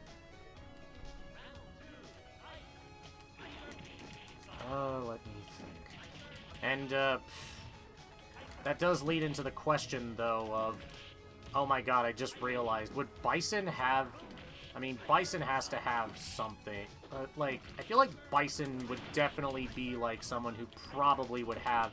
No, wait, I know No, Bison's absolutely meta... Like, he has to have, like, a Psychic Steel type or something. Hi, Fei Long.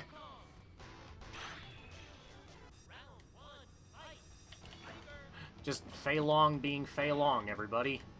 Metachamp. Oh, yeah, actually, that would make sense, actually, for, Actually would make sense, now that I think about it. Well, actually,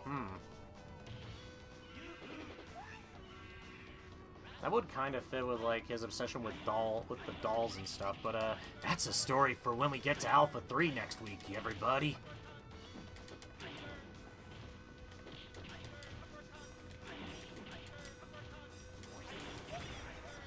Alright, giving Fei Long some shit. Okay.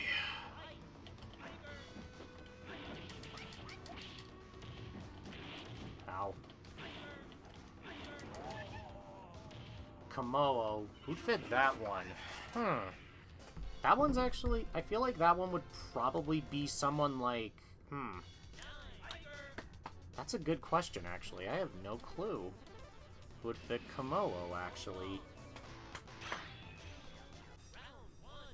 There's probably someone who'd fit it. Pure Dragon. Dragon fighting. Komodo is a dragon fighting.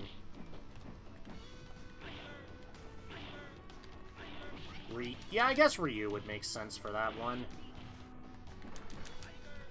Especially, like, actually, now that I think about it, it actually could fit, him and Ken's Master Goken, possibly.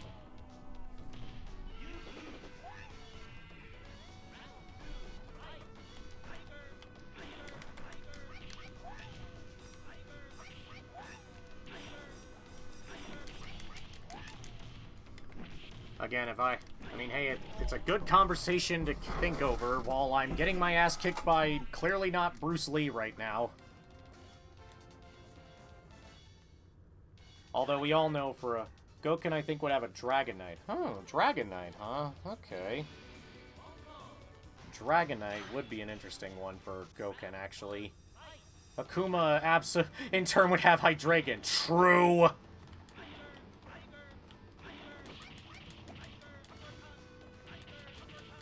I am the true master of the fist. But yeah, that actually wouldn't be a terrible idea for Akuma to have a Hydreigon. I mean, he's pretty much a tank, which is funny because Hydreigon, because with Akuma, he's a glass cannon. Then Ken would get Garchomp or Goodra. Actually, I'm not sure if Garchomp would fit Ken, actually. Not even Goodra, I don't think. If anything, I actually could see Ken doing something a little bit different, like, say, Hitmontop was one I could see him actually having.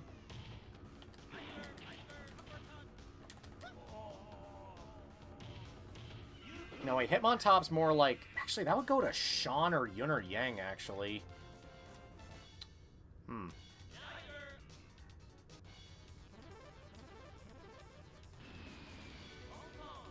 Shit, now I'm actually thinking about this.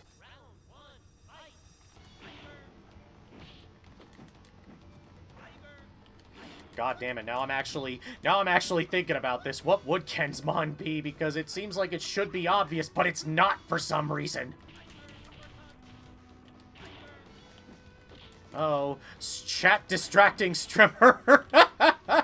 I mean, to be fair here, I'm thankfully able to focus on matches pretty easily because of this, but also to be fair here, okay, good. Got around on Fei Long. God damn it. If anything, I think Ken would just go for a basic one. Like, he'd probably just have, like, a fire starter. No, wait. I know. Ken's Pokemon has to be Blaziken. That just feels obvious for Ken, is Blaziken.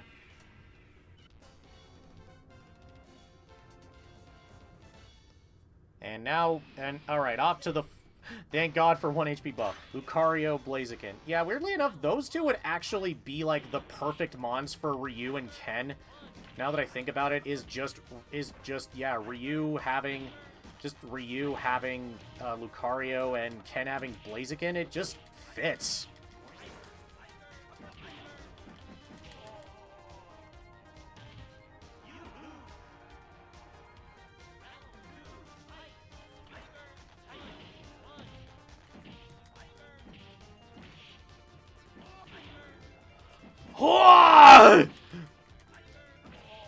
Just freaking...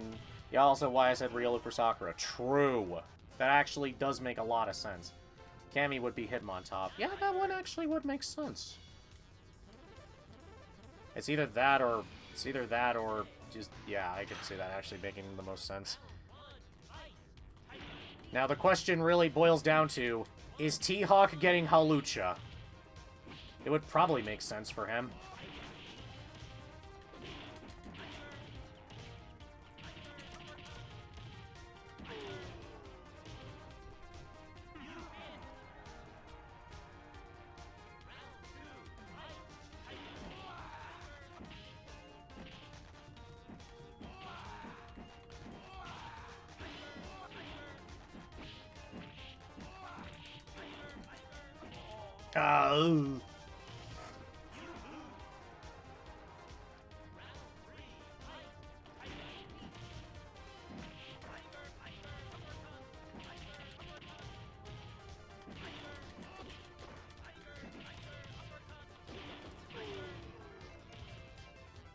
Okay, thank God Balrog did not take me nearly as long to beat this time. Thank the Lord. Almost perfect. Oh god, now I'm fighting against Super Turbo Vega. Oh no! The best character in Super Turbo, and yeah, Vega's insane in Super Turbo, so I'm fucked. I'm gonna be here a while at Vega, because Vega is an asshole in this game.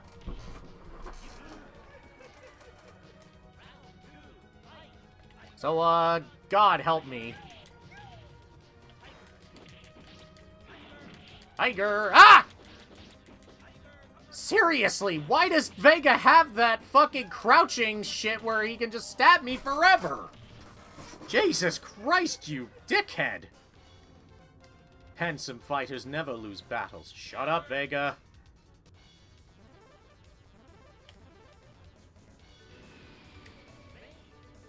Ugh.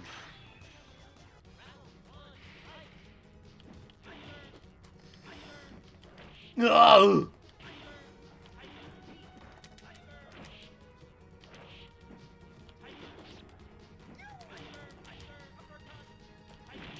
No! Screw you, Vega!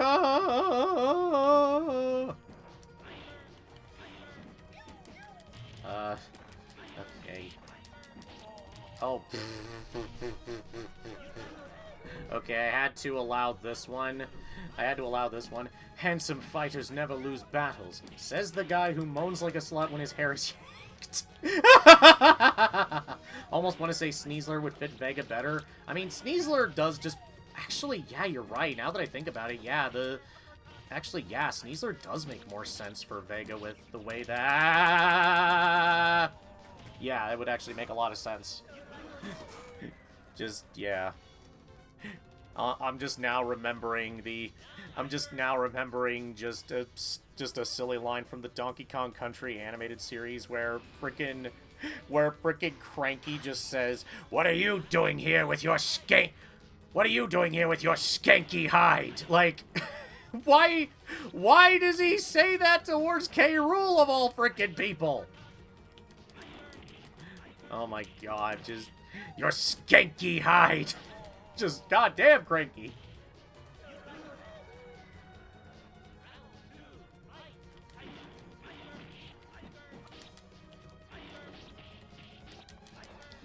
Jesus Christ, Vega.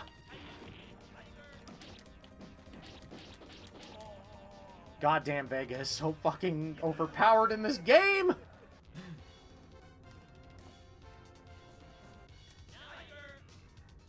Oh my god.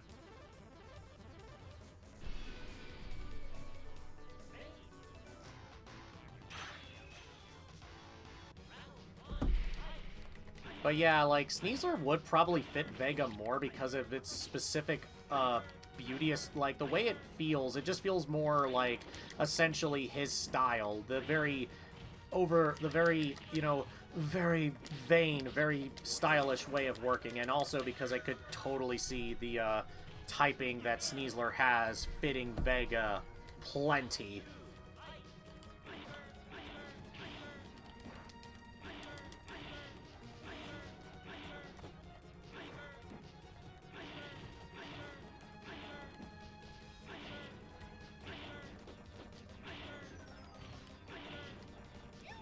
No! I almost got a perfect on him. Oh, God. Oh, my God, I won!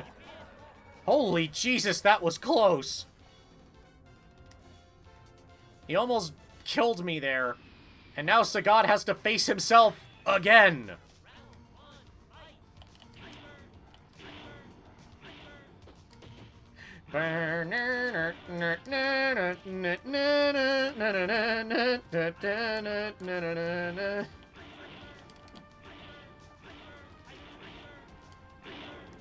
It is fitting that I'm humming something Persona 4 related, considering that Persona 4 remake is happening.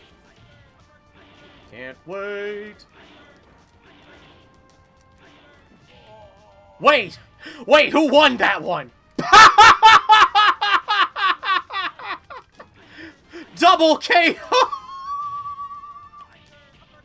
Oh my god!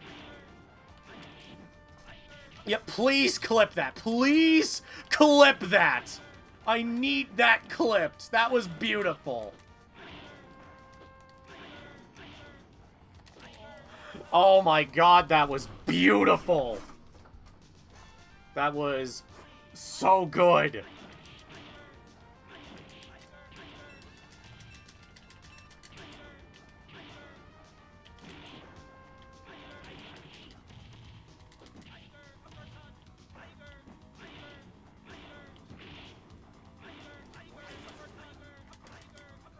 Ugh!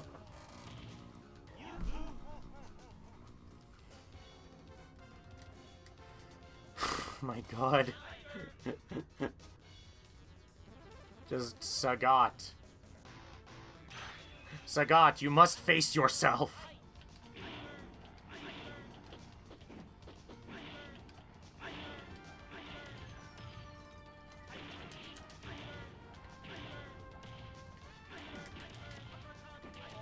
Oh my god!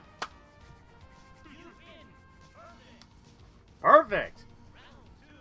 Shoot, I don't know what to title it. Sagat. I mean, you could just, what is it? Tiger Knockout? I don't know. Just cloning malfunction. That's a good one, actually. I like that, actually. That's a good title. Because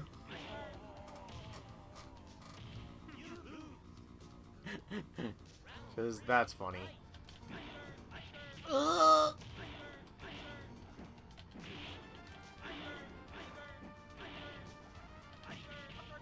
Tiger uppercut. Oh!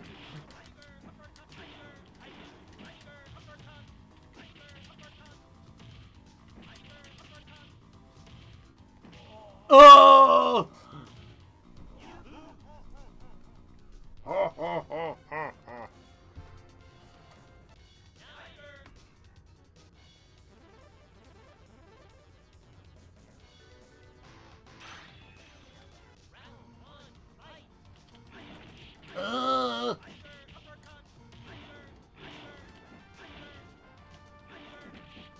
Perfect.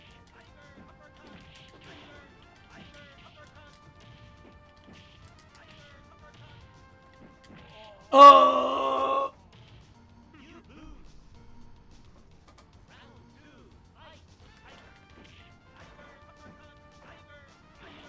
Tiger!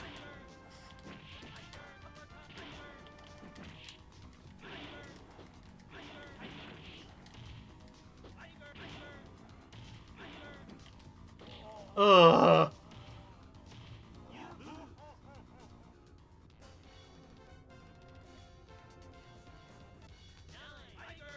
Tiger.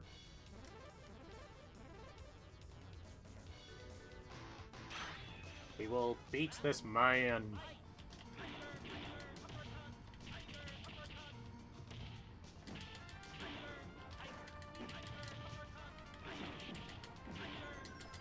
Oh no, no, no, no, no, no, no, no, no. Oh, let's go!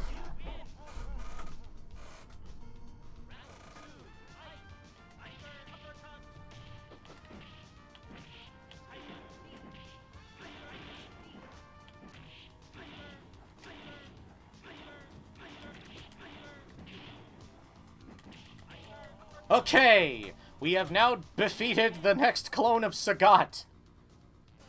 Let's go and take on Bison again and see how this goes. Because, yeah, I'm not doing the Akuma fight because that shit is way too hard, and I don't want to waste people's time trying to save scum my way there.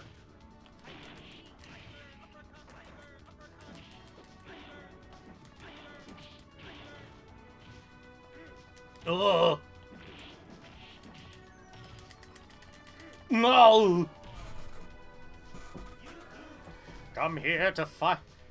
Keep your own god. In fact, this might be a good time to pray to him.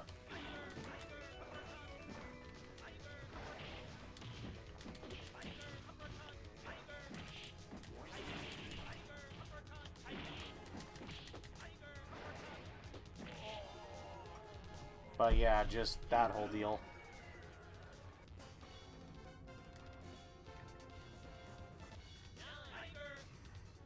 Just good old Bibson needing to die. We will beat you, Bison. We will defeat you.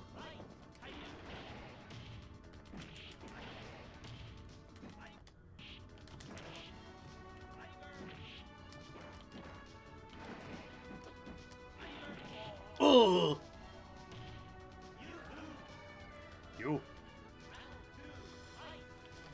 You have made me a very happy man. Next, I'll make you a dead one. That is... I still can't get over the fact that that is an actual exchange in the old Street Fighter movie where Bison and Guile are just having that conversation. You have made me a very happy man. Next, I'll make you a dead one. Just good on you, Guile. You know what's up.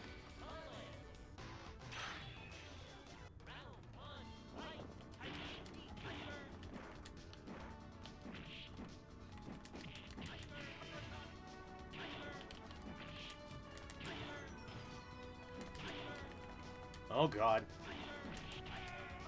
Okay, one round down against Bison.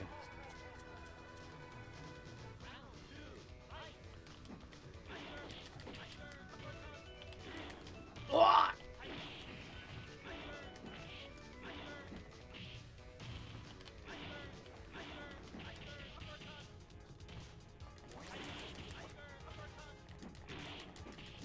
Oh!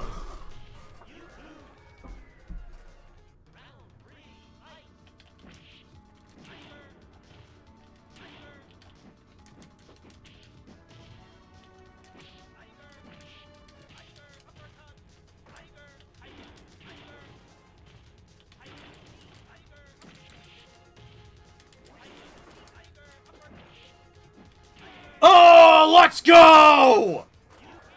We have defeated Bison! The title of World's Strongest. This is not the first time I have held it. Last time I lost it to a mere boy, but never. Deep down, Sagat knows that Ryu is more than just a lucky boy. Honest, the great scar on his chest reminds him every day of just how much untapped power Ryu has. No, I will not underestimate again, Ryu. Next time we meet, one of us will not survive. And like that, Sagat goes to do push-ups next to the big Buddha statue. Okay, so yeah, we have now finished off the SF2 side of things, and we're gonna get off to the final parts of this, which is the finale to the Street Fighter history stuff. For the first part, we're gonna play the first two Street Fighter Alpha games to finish off. Oh, I get it now. Their whole thing is the Dragon versus Tiger rivalry. Correct.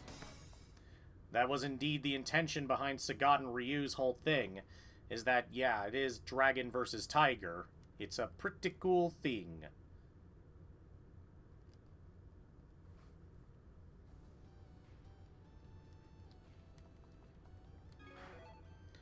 Which is, you know, your Buddhism. Yep. Edge, considering the fact that he's next to a Buddha statue, makes sense. And yeah, they're equals. Alright, before we start, though, I gotta take a slight intermission for a moment to go and grab something to drink really quickly to hydrate, and also to quickly take my medication.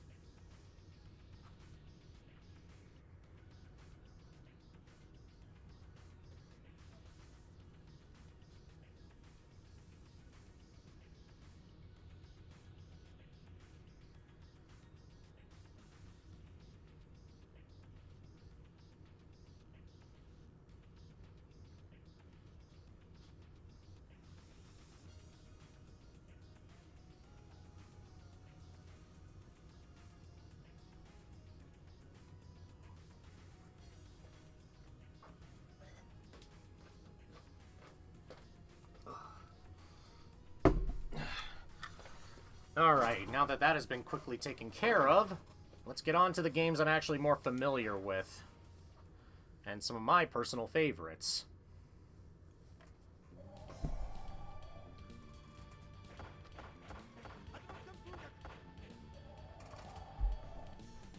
Oh, yeah.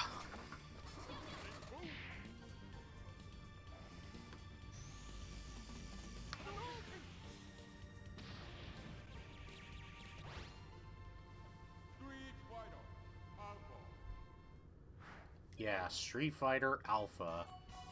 One of my personal favorite Street Fighter games of all time.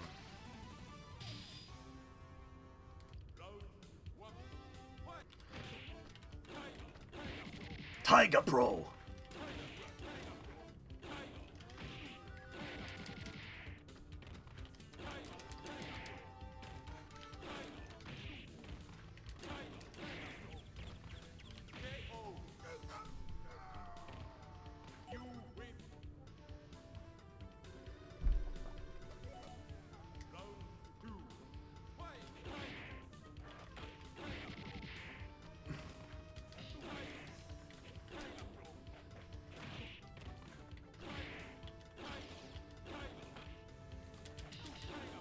Oh no! Oh, thank God I wasn't grabbed.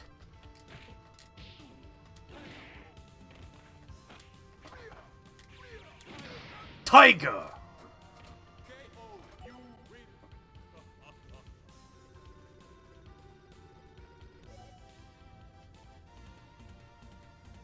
Do not challenge what you cannot defeat. Hey, Birdie from Street Fighter Alpha, from Street Fighter 1's back, and he is, now looking a lot different, and actually a lot cooler.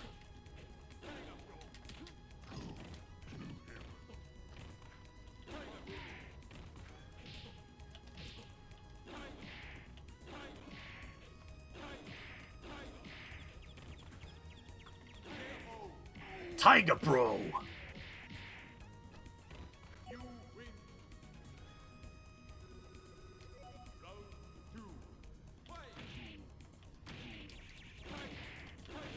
Tiger Pro! Ow, ow, ow, ow, ow, ow. Let go of me, Birdie!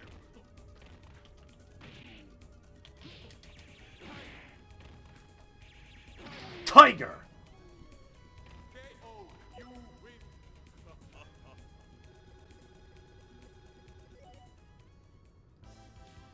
Ah, damn it. Ah, well. We won't be fighting against Dan, but, you know what can you do?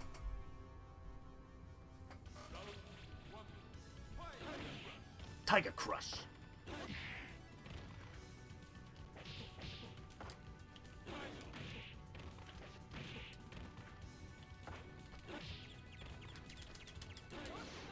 Ow. And yeah, we're fighting against totally not Lisa from JoJo's Bizarre Adventure right now, because, yeah, clearly.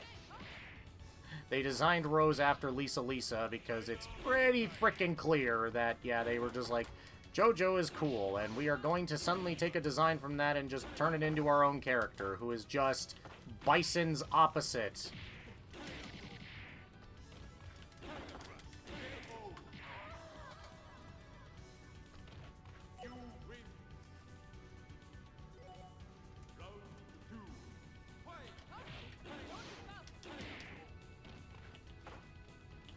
Yeah.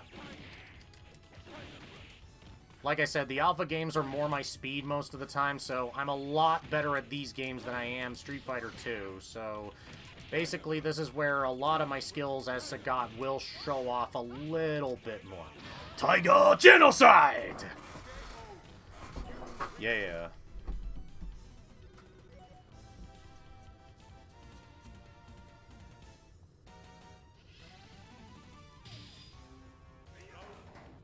Hi, guy! Speaking of characters from other things. Destructive finish! True. But yeah, Guy from Final Fight is in this because, yeah, the Street Fighter Alpha games were also the games that the characters from Final Fight would start becoming a lot more integrated into Street Fighter because, well, hey, it's what happens.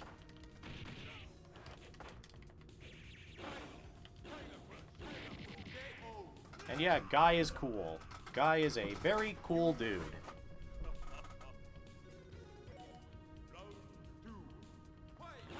Yeah.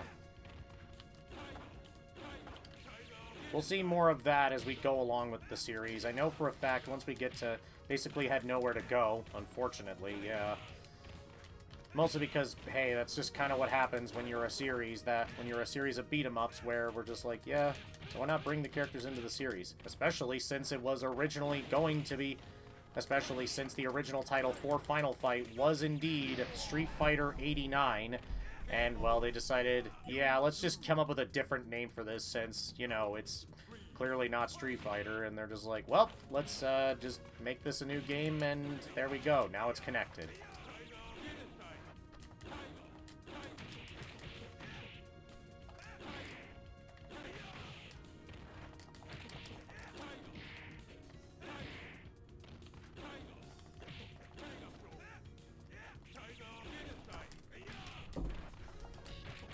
Ow.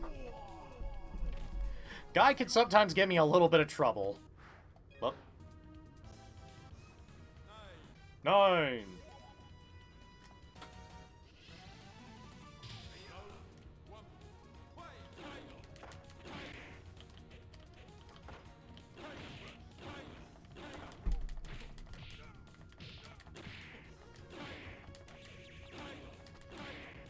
Tiger.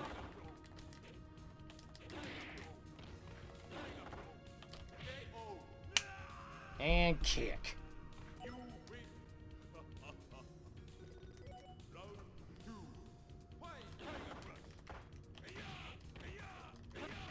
Ow.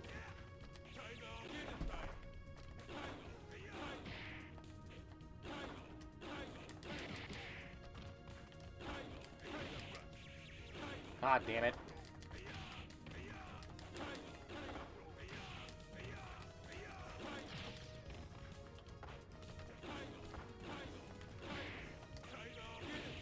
Tiger Genocide!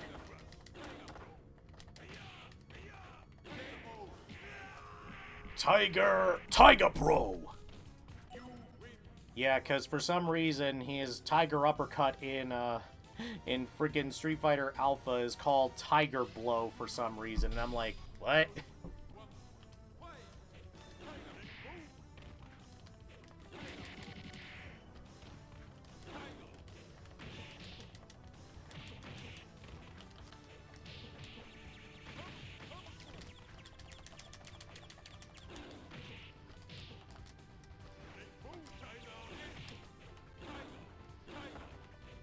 Yep, Charlie is Guile's.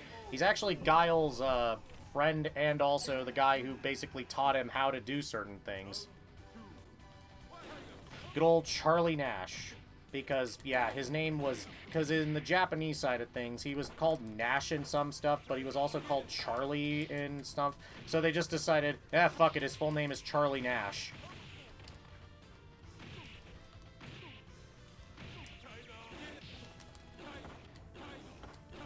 Yep. And he's also the guy who has a lot to go against Bison, and let's just say Bison kills Charlie, and that's why Charlie is dead in, like, after the Alpha games are done. You know, until Street Fighter 5, where they brought him back as a weird Frankenstein guy, so, yeah.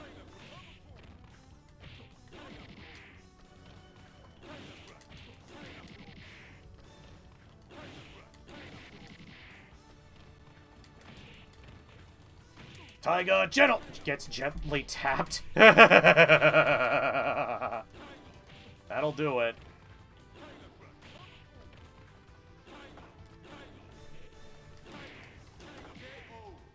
KO. Typical game logic. Some characters just won't stay dead. Well, in the case of Charlie, he did. I mean, at least he's a Frankenstein something that was resurrected by Gil. And to be fair here, this is especially a thing fighting game developers had to deal with a lot, especially if you're... Unless your name was SNK, you kind of like to make sure your villains come back. Especially...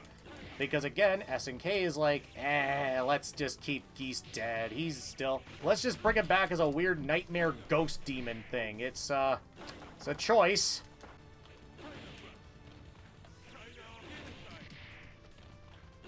Booyah! We chipped him out twice in the same frickin' round.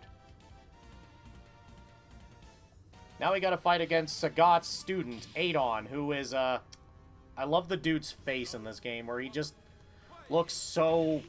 He looks so, like, perpetually like he just saw something. Ah, yes! Just, again, my brain is immediately just thinking of a thing I said the last time I did this, where I just went, "Joke's on you! I'm into that shit!"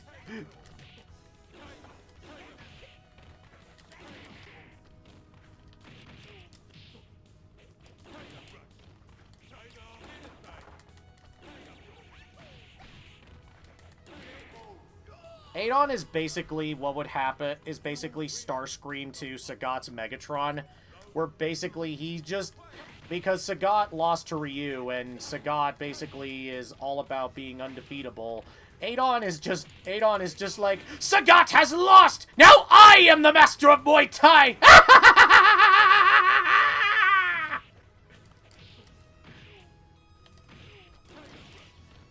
And also, for some reason, he's off looking for the Satsui no Hado because he thinks it'll make him all the more powerful, because Adon is, in case you haven't noticed it, kind of an asshole. His smile reminds me of the Joker. Yeah, kinda.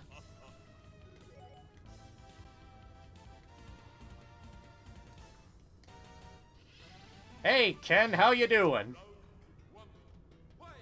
A psychopath, he sounds like. I mean, yeah, this is the same... I mean, this is the same guy who, whenever he fights it... I mean, in his rival battle in Street Fighter 4, he literally just goes, "How does it feel knowing that you're no longer the master, and that I'm a better Muay Thai practitioner than you ever were?" And frickin' Adon just would then challenge Sagat, and... Funnily enough, in Adon's ending, you see Sagat just, you know, hanging out with some kids and just being a good person, and then Adon's just like, "Now that the station has not been filled yet, I am going to take over my time as the Emperor of Muay Thai!" Just, my god, it is... Just frickin' Adon, he's such an asshole. Like, he's not like a dangerous criminal or anything, he's just a ginormous dick.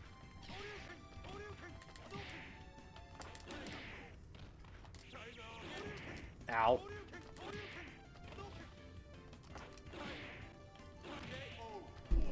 Just good old my dude, just being exactly what you think he is, because that is exactly what Adon's whole shtick is. He's just Sagat's student who thinks that anything is worth fighting. He has the fucking might makes right problem, which we all know is an absolutely terrible way to live, and you probably shouldn't do it, kids. Just you know, don't act like might makes right and you're in the clear because you're that guy. Because, you know, that's wrong. Although, admittedly, I will also say this with Adon. He does have an Ultra in Street Fighter 4 where he basically kicks you into the air, like, grabs you while you're in the air, and then he just decides to just beat you upside the head, like, pound you on the head while you're mid-air, and then he just cackles the whole time before finishing off by saying, "Rest in peace!"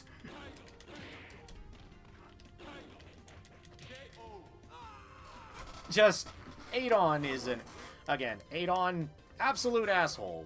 Would not recommend dealing with his ass. If you can help it, avoid him at all costs. He's a dick. No one like, well, okay, I actually like Adon as a character, but he's not a good person. He's a dick. He's a love to hate dickhead is basically what he is. And I do like his dynamic with Sagat, so at least there's that. But obviously, his whole deal is just, that's kind of why I say this about Adon. He is not a character who I have a lot of nice things to say about from a personality standpoint, but hey, he works as an absolute foil for Sagat's development. Because obviously Sagat goes from this, you know, this guy who's out for revenge on Ryu for beating him and being very blinded by his own rage and such. And then he just slowly becomes a lot more zen-like and starts thinking about things as the series goes on, which I really appreciate.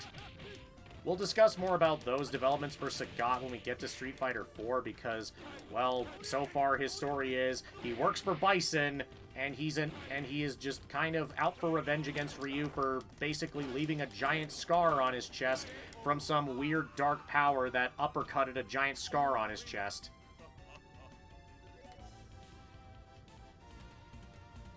Speaking of Ryu... You scarred me and sealed your fate. Now the scales will be balanced. You took my honor and I'll destroy you. You just don't get it, do you?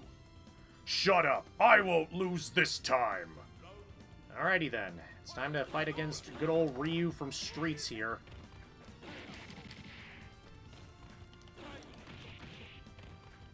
Hey there, God, if you guys have not seen Kyle Hebert dubbing over Ryu from Streets, it is beautiful. Sagat doesn't understand the sheer willpower Ryu has to hold back his fighting instincts, and also the fact that he unfortunately has the Satsui no Hado in him, which is why the Shoryuken left the giant scar on Sagat's chest, so, yeah. And yeah, let's just say character development is a very fun thing, and why Sagat is one of my personal favorites, and why he's my favorite Street Fighter character, because dude went from just this weird big muscle dude to an actually kind of deep character. It's kind of sick. I think if Sagat learned that, he'd be more respectful, which thankfully he does. It's just, again, we're still in the Alpha series, which is a prequel to 2, and, you know, Sagat is still in angry revenge seeker mode, so, yeah.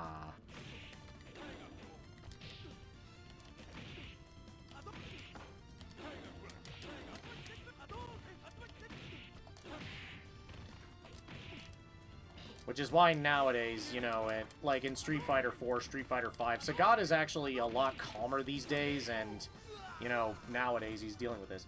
So he's in his I need a Snickers maybe 5 time. Where's the fucking lie, though? Just because, yeah, Sagat in Street Fighter 1, he's not a villain. He just was a guy holding a tournament and just like, I want to see how strong I am and prove I'm strong against anyone that comes my way. And, well, that's why he was the final boss in the first Street Fighter game.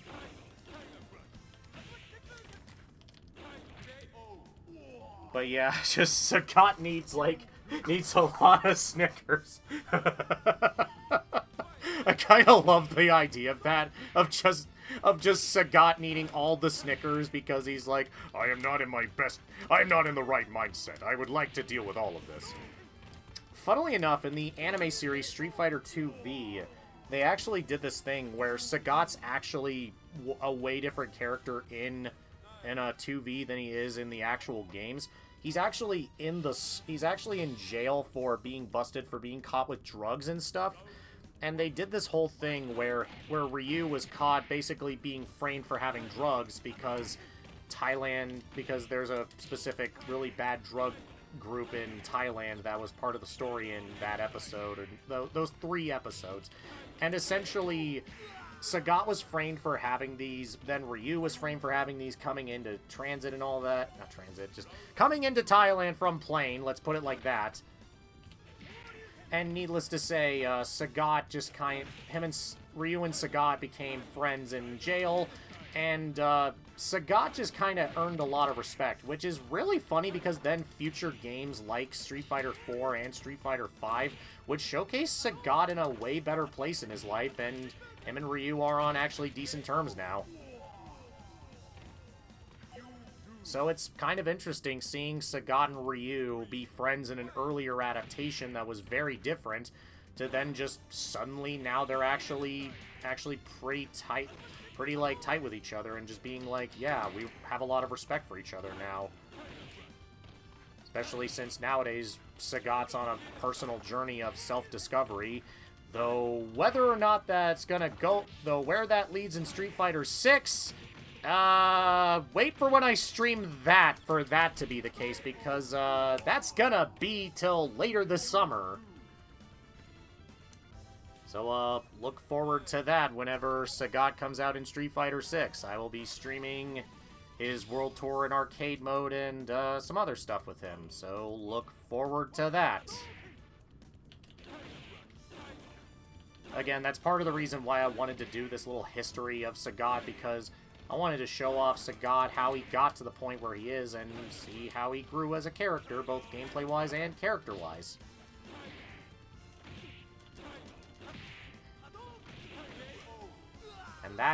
And also because, again, Sagat is a cool character. And I hope y'all appreciate my my sort of way to just chronicle the stories of Sagat being Sagat.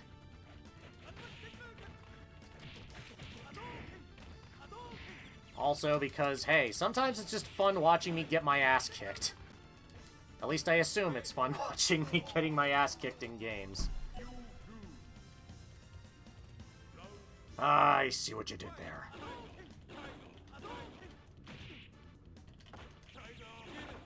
Tiger genocide! Oh no!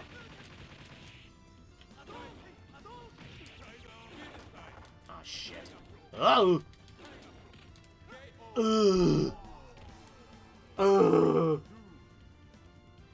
The pain is real.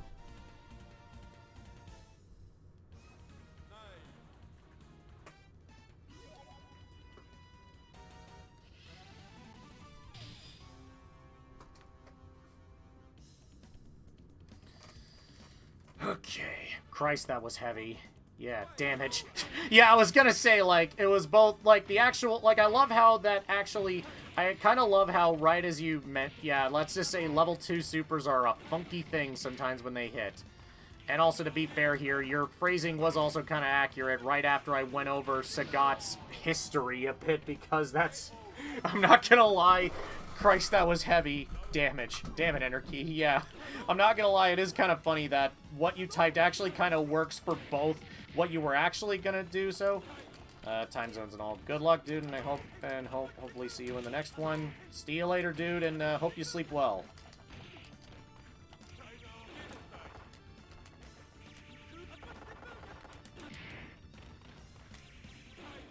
Tiger.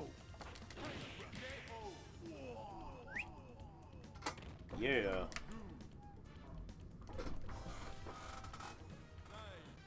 Nine. Yeah. Alright, come on, Ryu.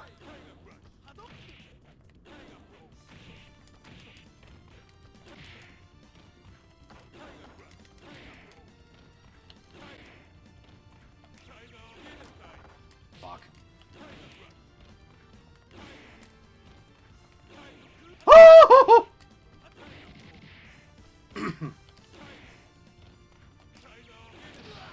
Tiger genocide!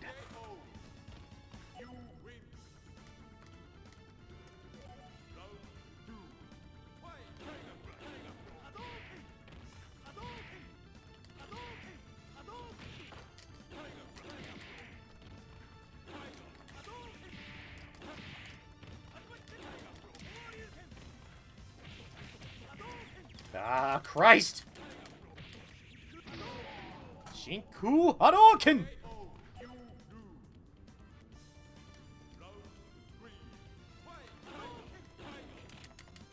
Kick.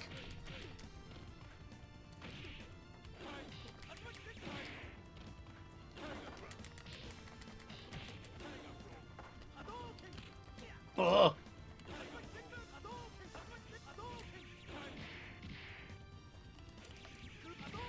Oh.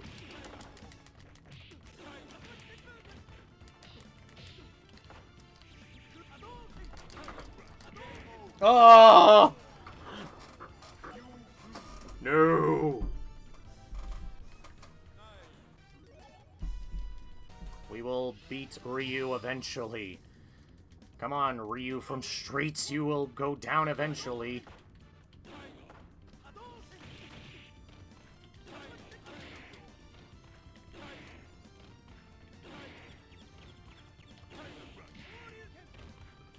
Uh.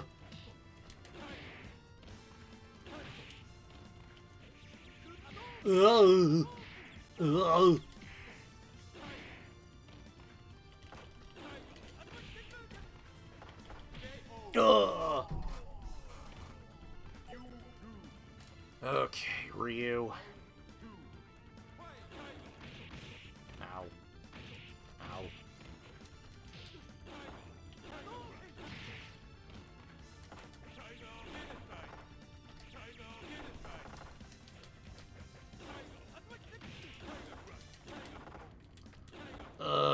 Come on. Tiger Bro!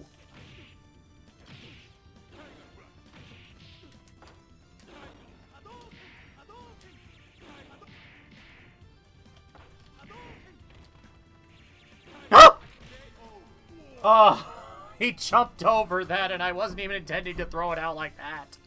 Ah, man. Ah, man, that was so close, man.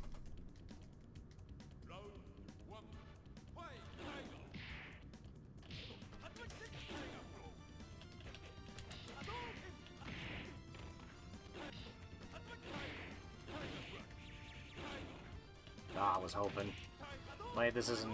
Yeah, it's not... It's unfortunately not the later games where just landing someone into a giant projectile is a norm in, like, SF4 and 5, and I'm going to assume when Sagat comes out to 6, that is going to be a very normal thing that is going to happen a lot. God, I can't wait for Sagat to come out in 6. He looks so freaking cool.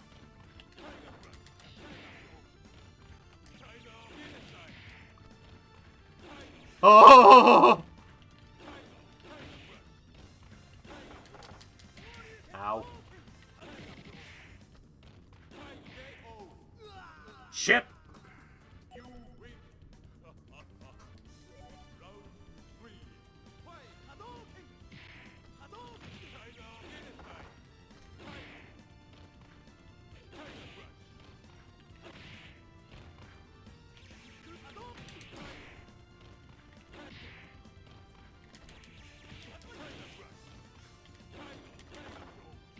Ow. Ow. Ow. Oh no! Oh man. So close there. 9. I will get you, Ryu.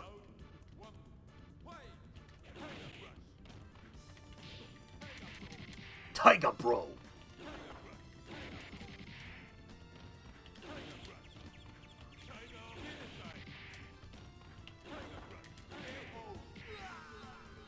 Tiger Uppercut!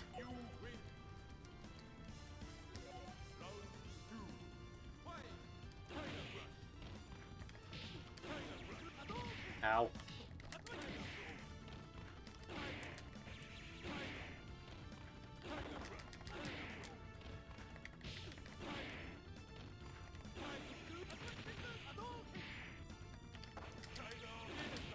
Woo! There we go. Ryu has been defeated in Alpha 1. Revenge is a dish best served cold, but now that I have defeated Ryu, why do I feel so empty? Why did he look at me with pity? Ryu is a man of honor. Perhaps he held back. Ryu would not do that? Would he? I must know if he fought with all his strength. Enter this plane.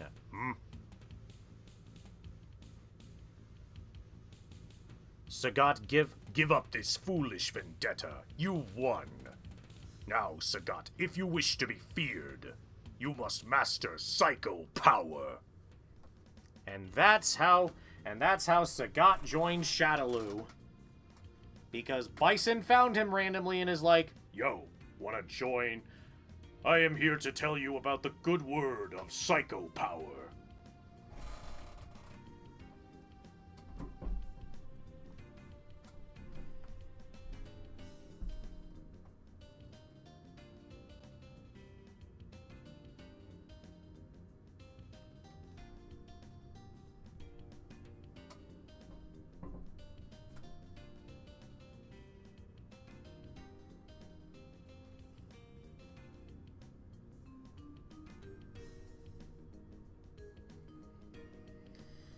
all right.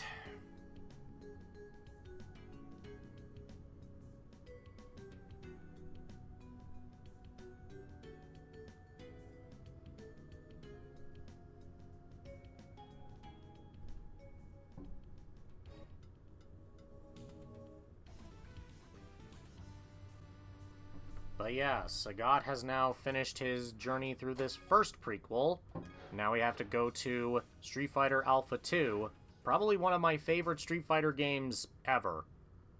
And we are now going here and going off to go and fight against the second coming of Sagat's story in the Alpha series.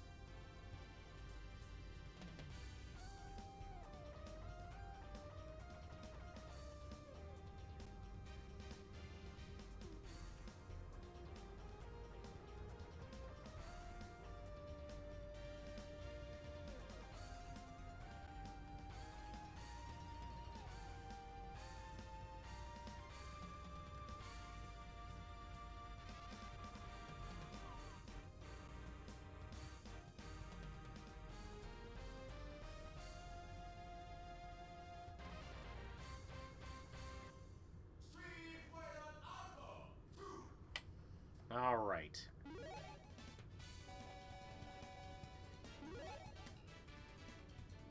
Let's-a go, and let's do this. We're starting off with Zangief, I see, as our first opponent.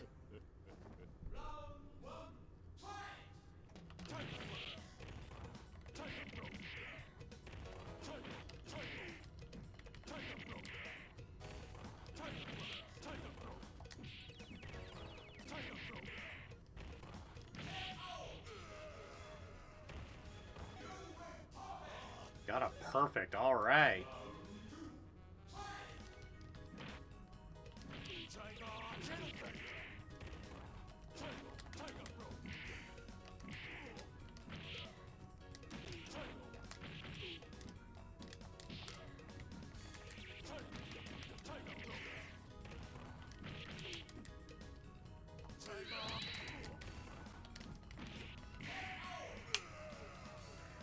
And like that, we know exactly where we're going. Now, who is the strongest? Let's just say, Sagat, you have... God, Sagat's friggin', like, portrait art in this game is something else with the way he's posed there. I just kind of... Something about it is, like, really intimidating, but also just really silly looking, and I kind of love it.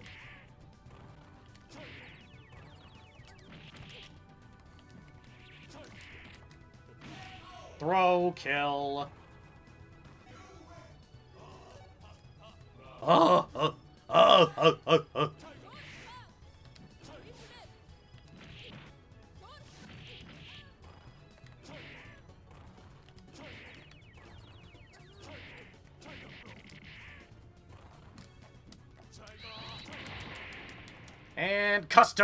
And custom combo finish.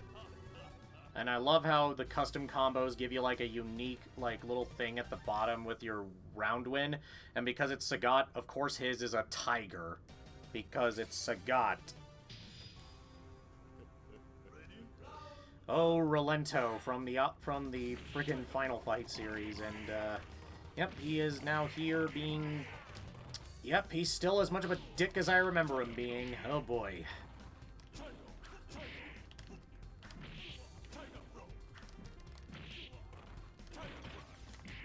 Legasp background!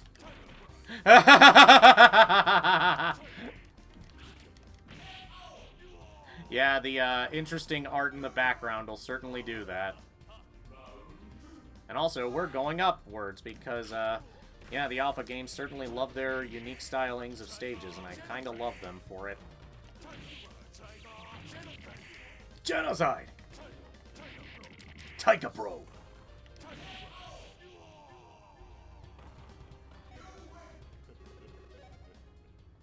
Yeah, the Alpha... Yeah, let's just say Alpha 2 really upped the ante with the background elements. It's so cool. And also, speaking of background elements, Ken's stage is awesome.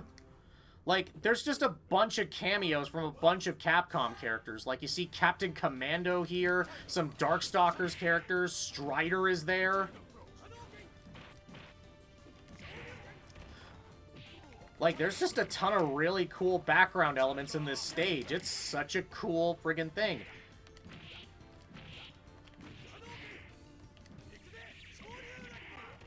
Catgirl in the pool. Yeah, Felicia's just in the pool because screw it. I think Lin Kurosawa from the Alien vs. Predator arcade game is also there, too. And a few others, too. Like, that's insane how many friggin' cameos they fit into this stage. It's crazy.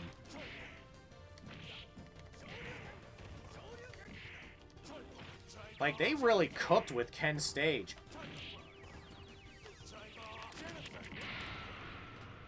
Whoa! I think that's the puzzle girl in the background from, I think one of the quiz games.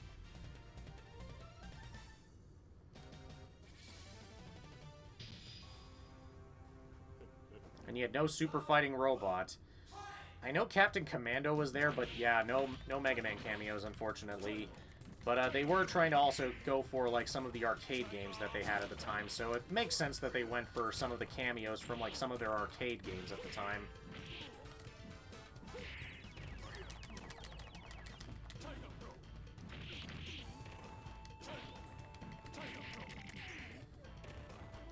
Now that I'm thinking about it, man, I should really consider doing a Mega Man game on a stream one of these days.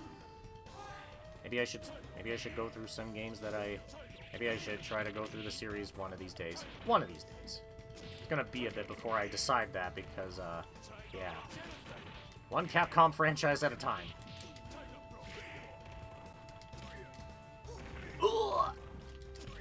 Ugh.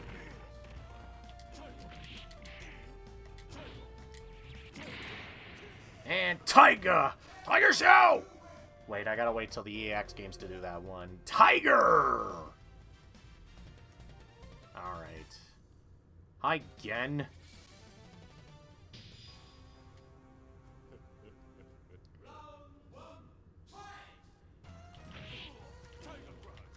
Yeah, we were just talking about Gen earlier back in Street Fighter 1, and I killed him really fast this time, so, Gen is allowed to exist again.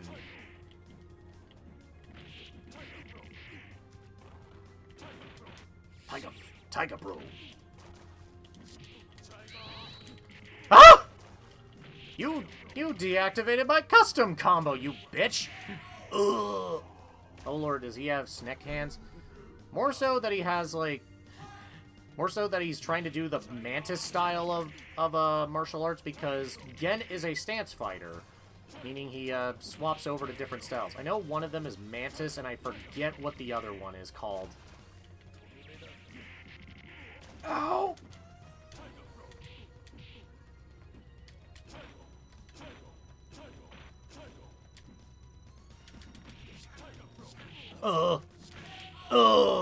Fuck.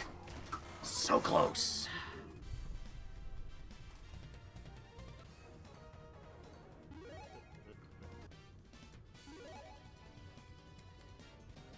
But yeah, good old Gen and his way of working. Ugh.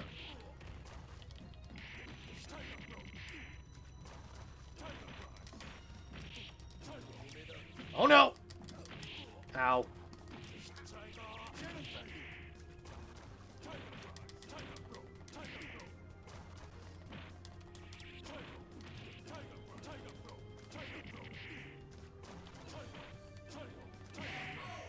Tiger Bro.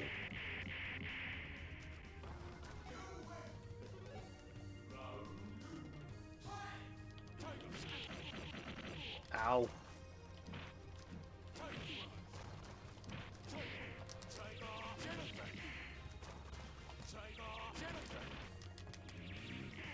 Ow.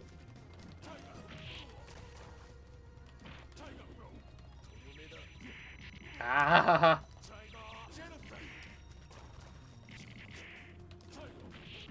Ugh.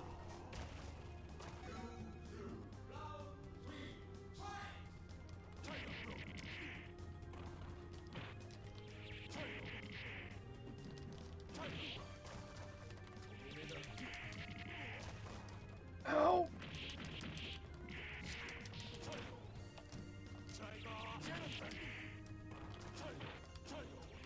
Oh no!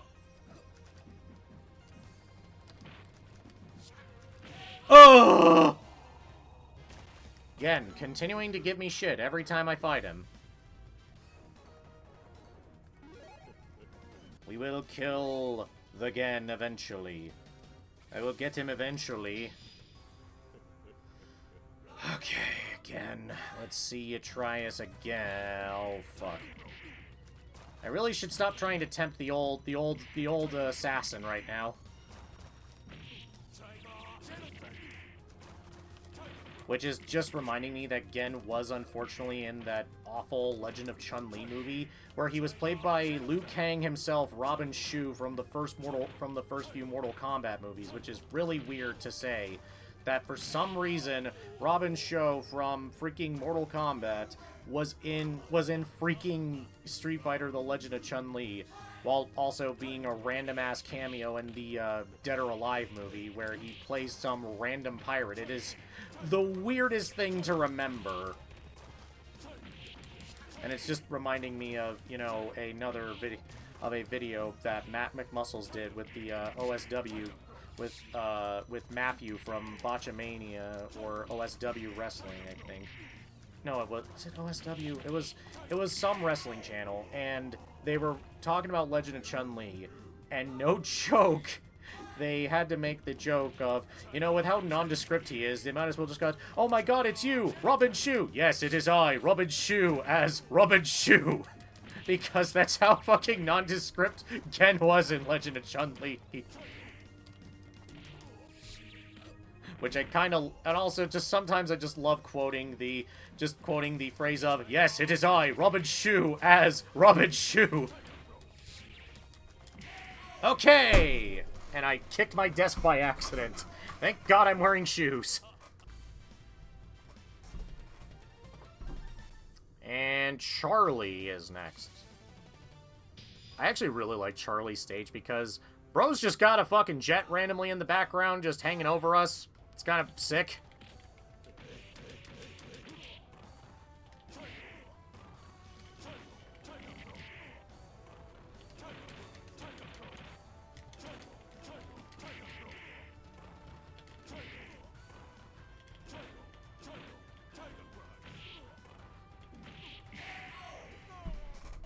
Alright, come on, Charlie, you are beaten. Alright.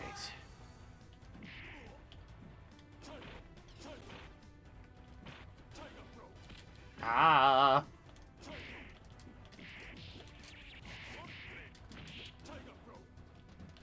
Oh. Oh.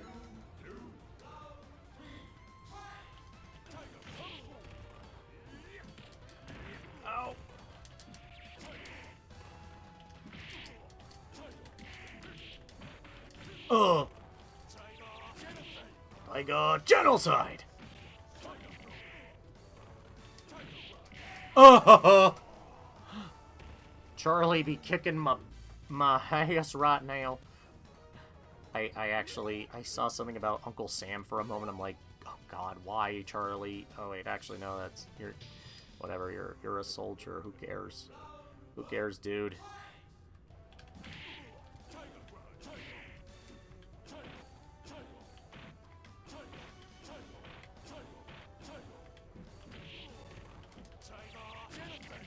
I got genocide!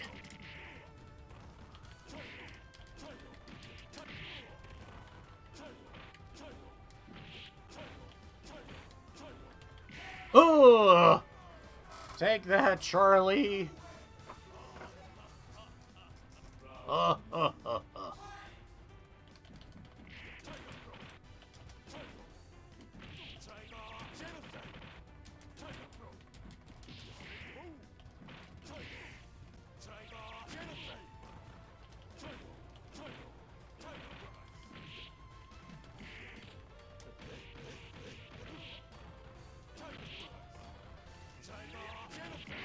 And booyah! Beat Charlie on my second try. Now it's time for the real challenge. It's time to fight Ryu again on the fields. On the Field of Fate.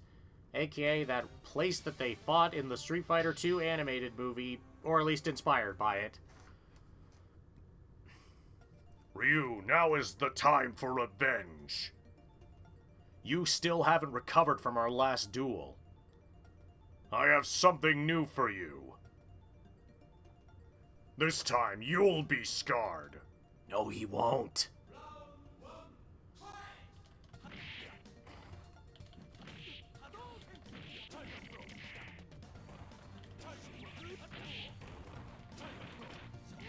Ow.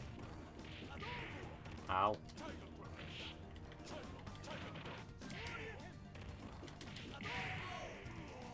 Oh boy, that is Ryu being, Ryu as usual for me. Getting my ass whooped! Ah!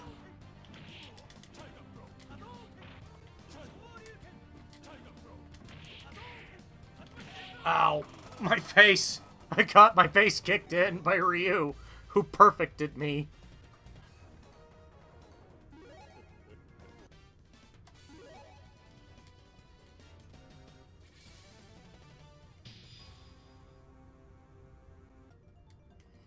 Ryu, now is the time for revenge. Again, I will get you this time. Ha ha ha ha ha.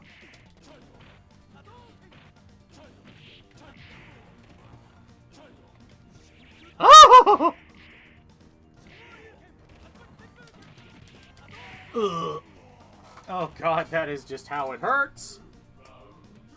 It hurts so much. Ugh.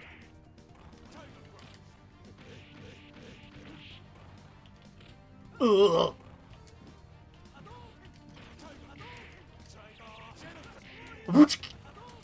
Okay, bro, just ow.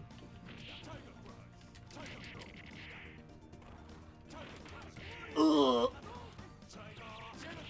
Tiger genocide. Oh. Tiger bro. Okay, come on. Ah! Tiger bro. Ah!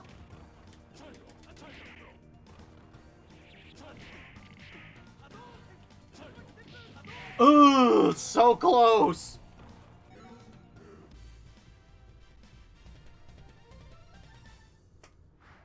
Yep.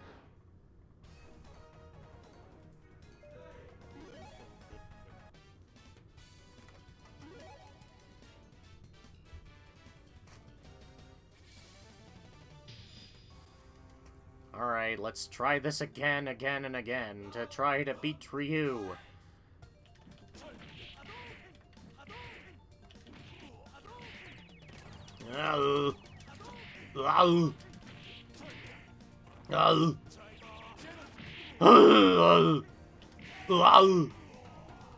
I'm slowly devolving into the Arnold noises again. I swear to fuck me.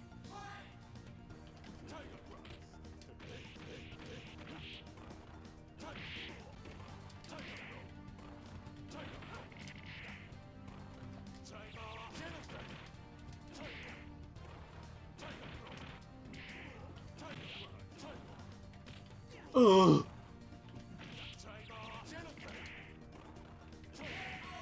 Tigo! Tiger!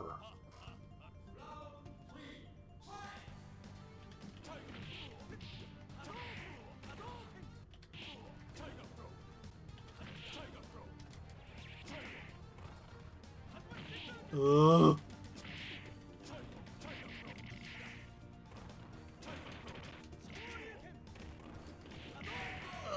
Christ, Ryu is really good at the sweep game.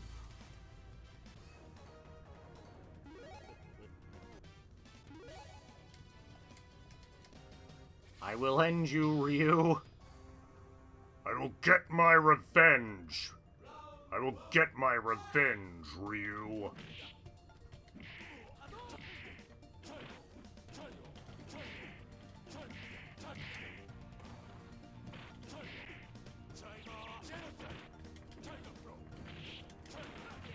Oh.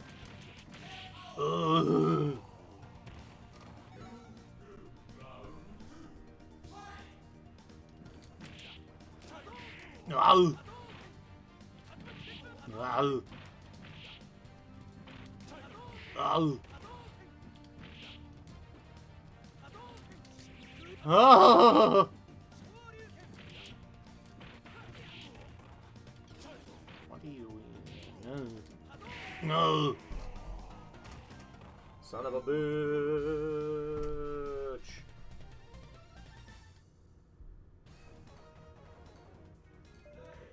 I swear to God.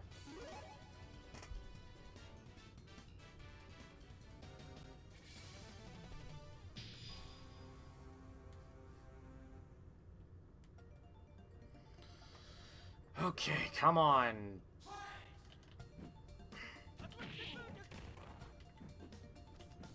Ugh.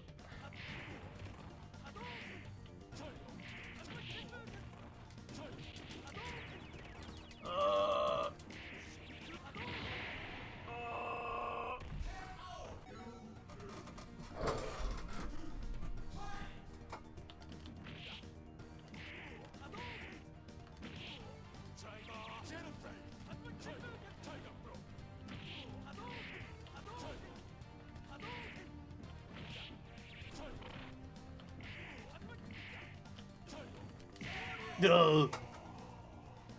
Oh my God, Ryu.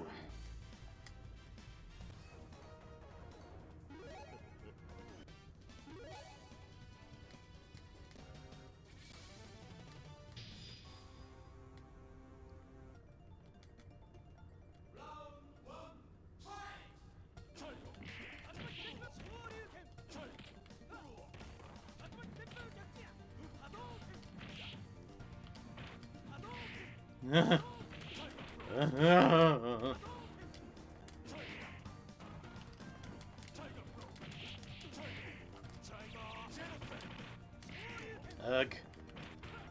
Ugh.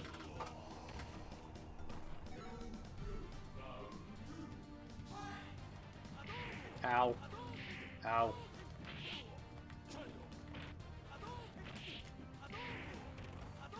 Ow.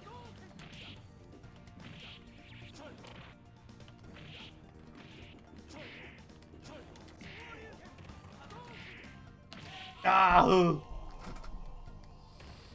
Fucking hell, Ryu, you are pissed today at me.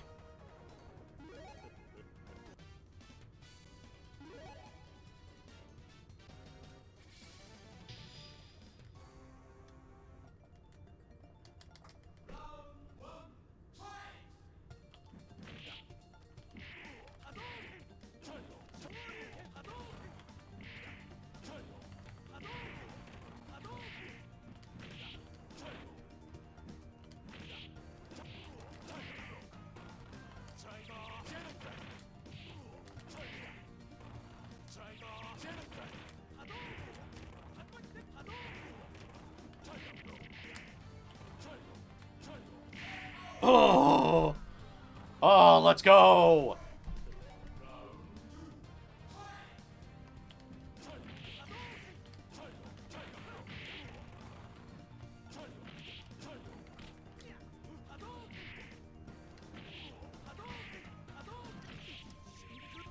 Oh my God. I will beat you eventually, Ryu.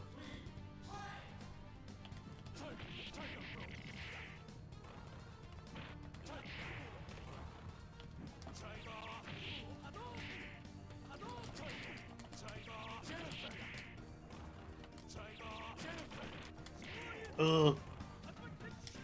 Oh!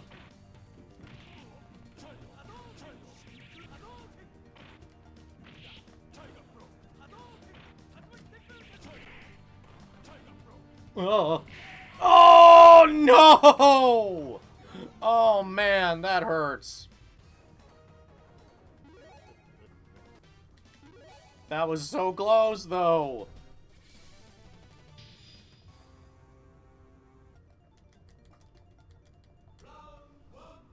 Okay. How about the...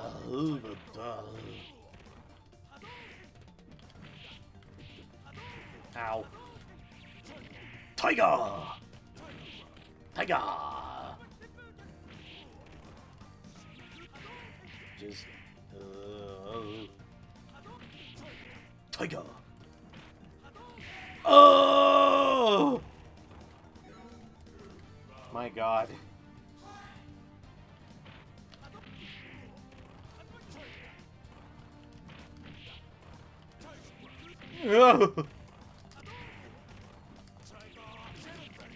Tiger genocide! Tiger!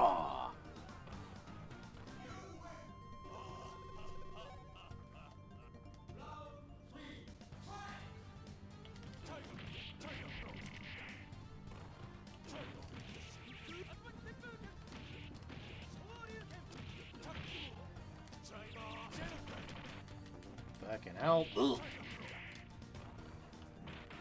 Oh! Oh! Oh my God, Ryu, you are pissed today. Like, seriously, what is going on today, friend? Do I need to... Like, come on, you want some cornflakes? Do you like some cornflakes? I don't know, man. I'm losing it. I am devolving into my nonsense at this point because of fucking course I am. Ugh. No. No.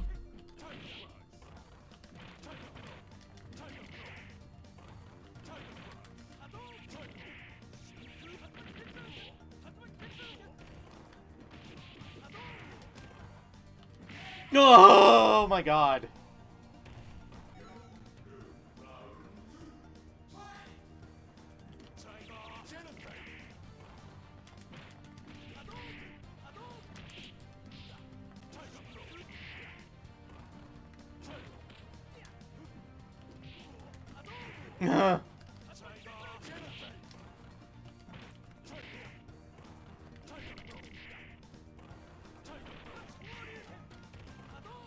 Oh my God. Jesus, I have retried so many times against Ryu. Why is he so pissed right now? Is it because I can't keep an audience right now? Okay, I'm joking, of course. I hope everyone's having fun right now, because my God, this is something. Jesus Christ. How? Tiger Bro.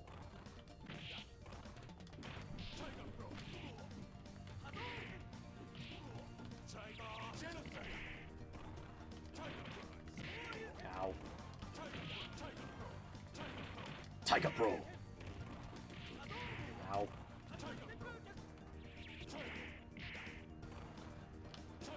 Ugh. Mmm. Suck on that, yeah. Suck on that, Ryu.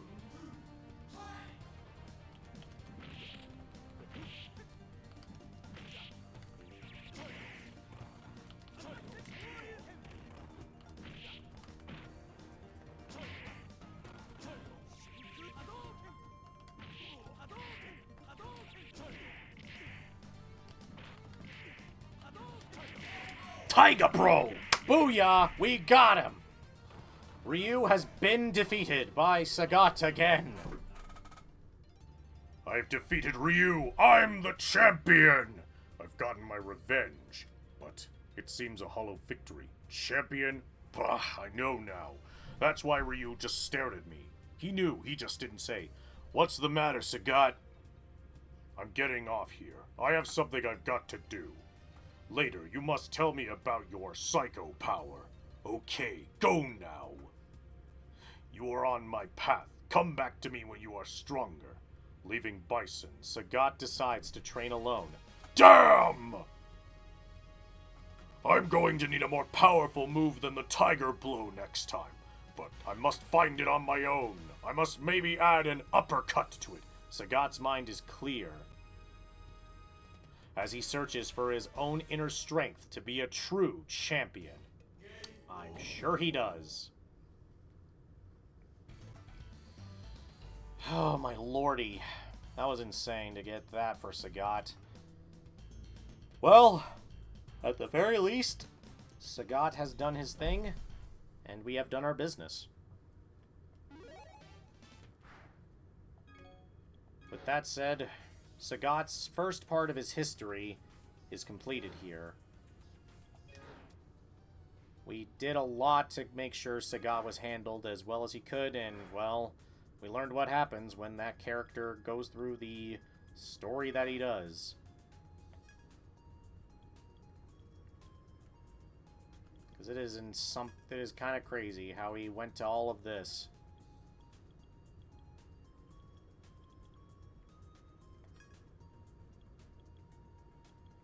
Also, I love the fact that they just decided to just show off all the frames that really work with the animation here, which is kind of sick. It's kind of sick that they did this for all the characters with their moves and such. It's kind of awesome.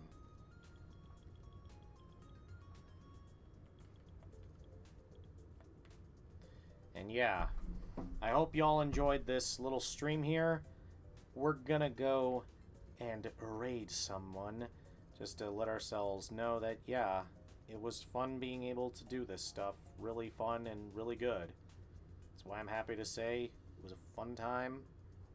And overall, I'm glad that we got ourselves a good time all around with this one. It was fun to be able to do more today, and honestly, it just felt nice to be able to do that. Alright. I'm over at it. Let's go and raid.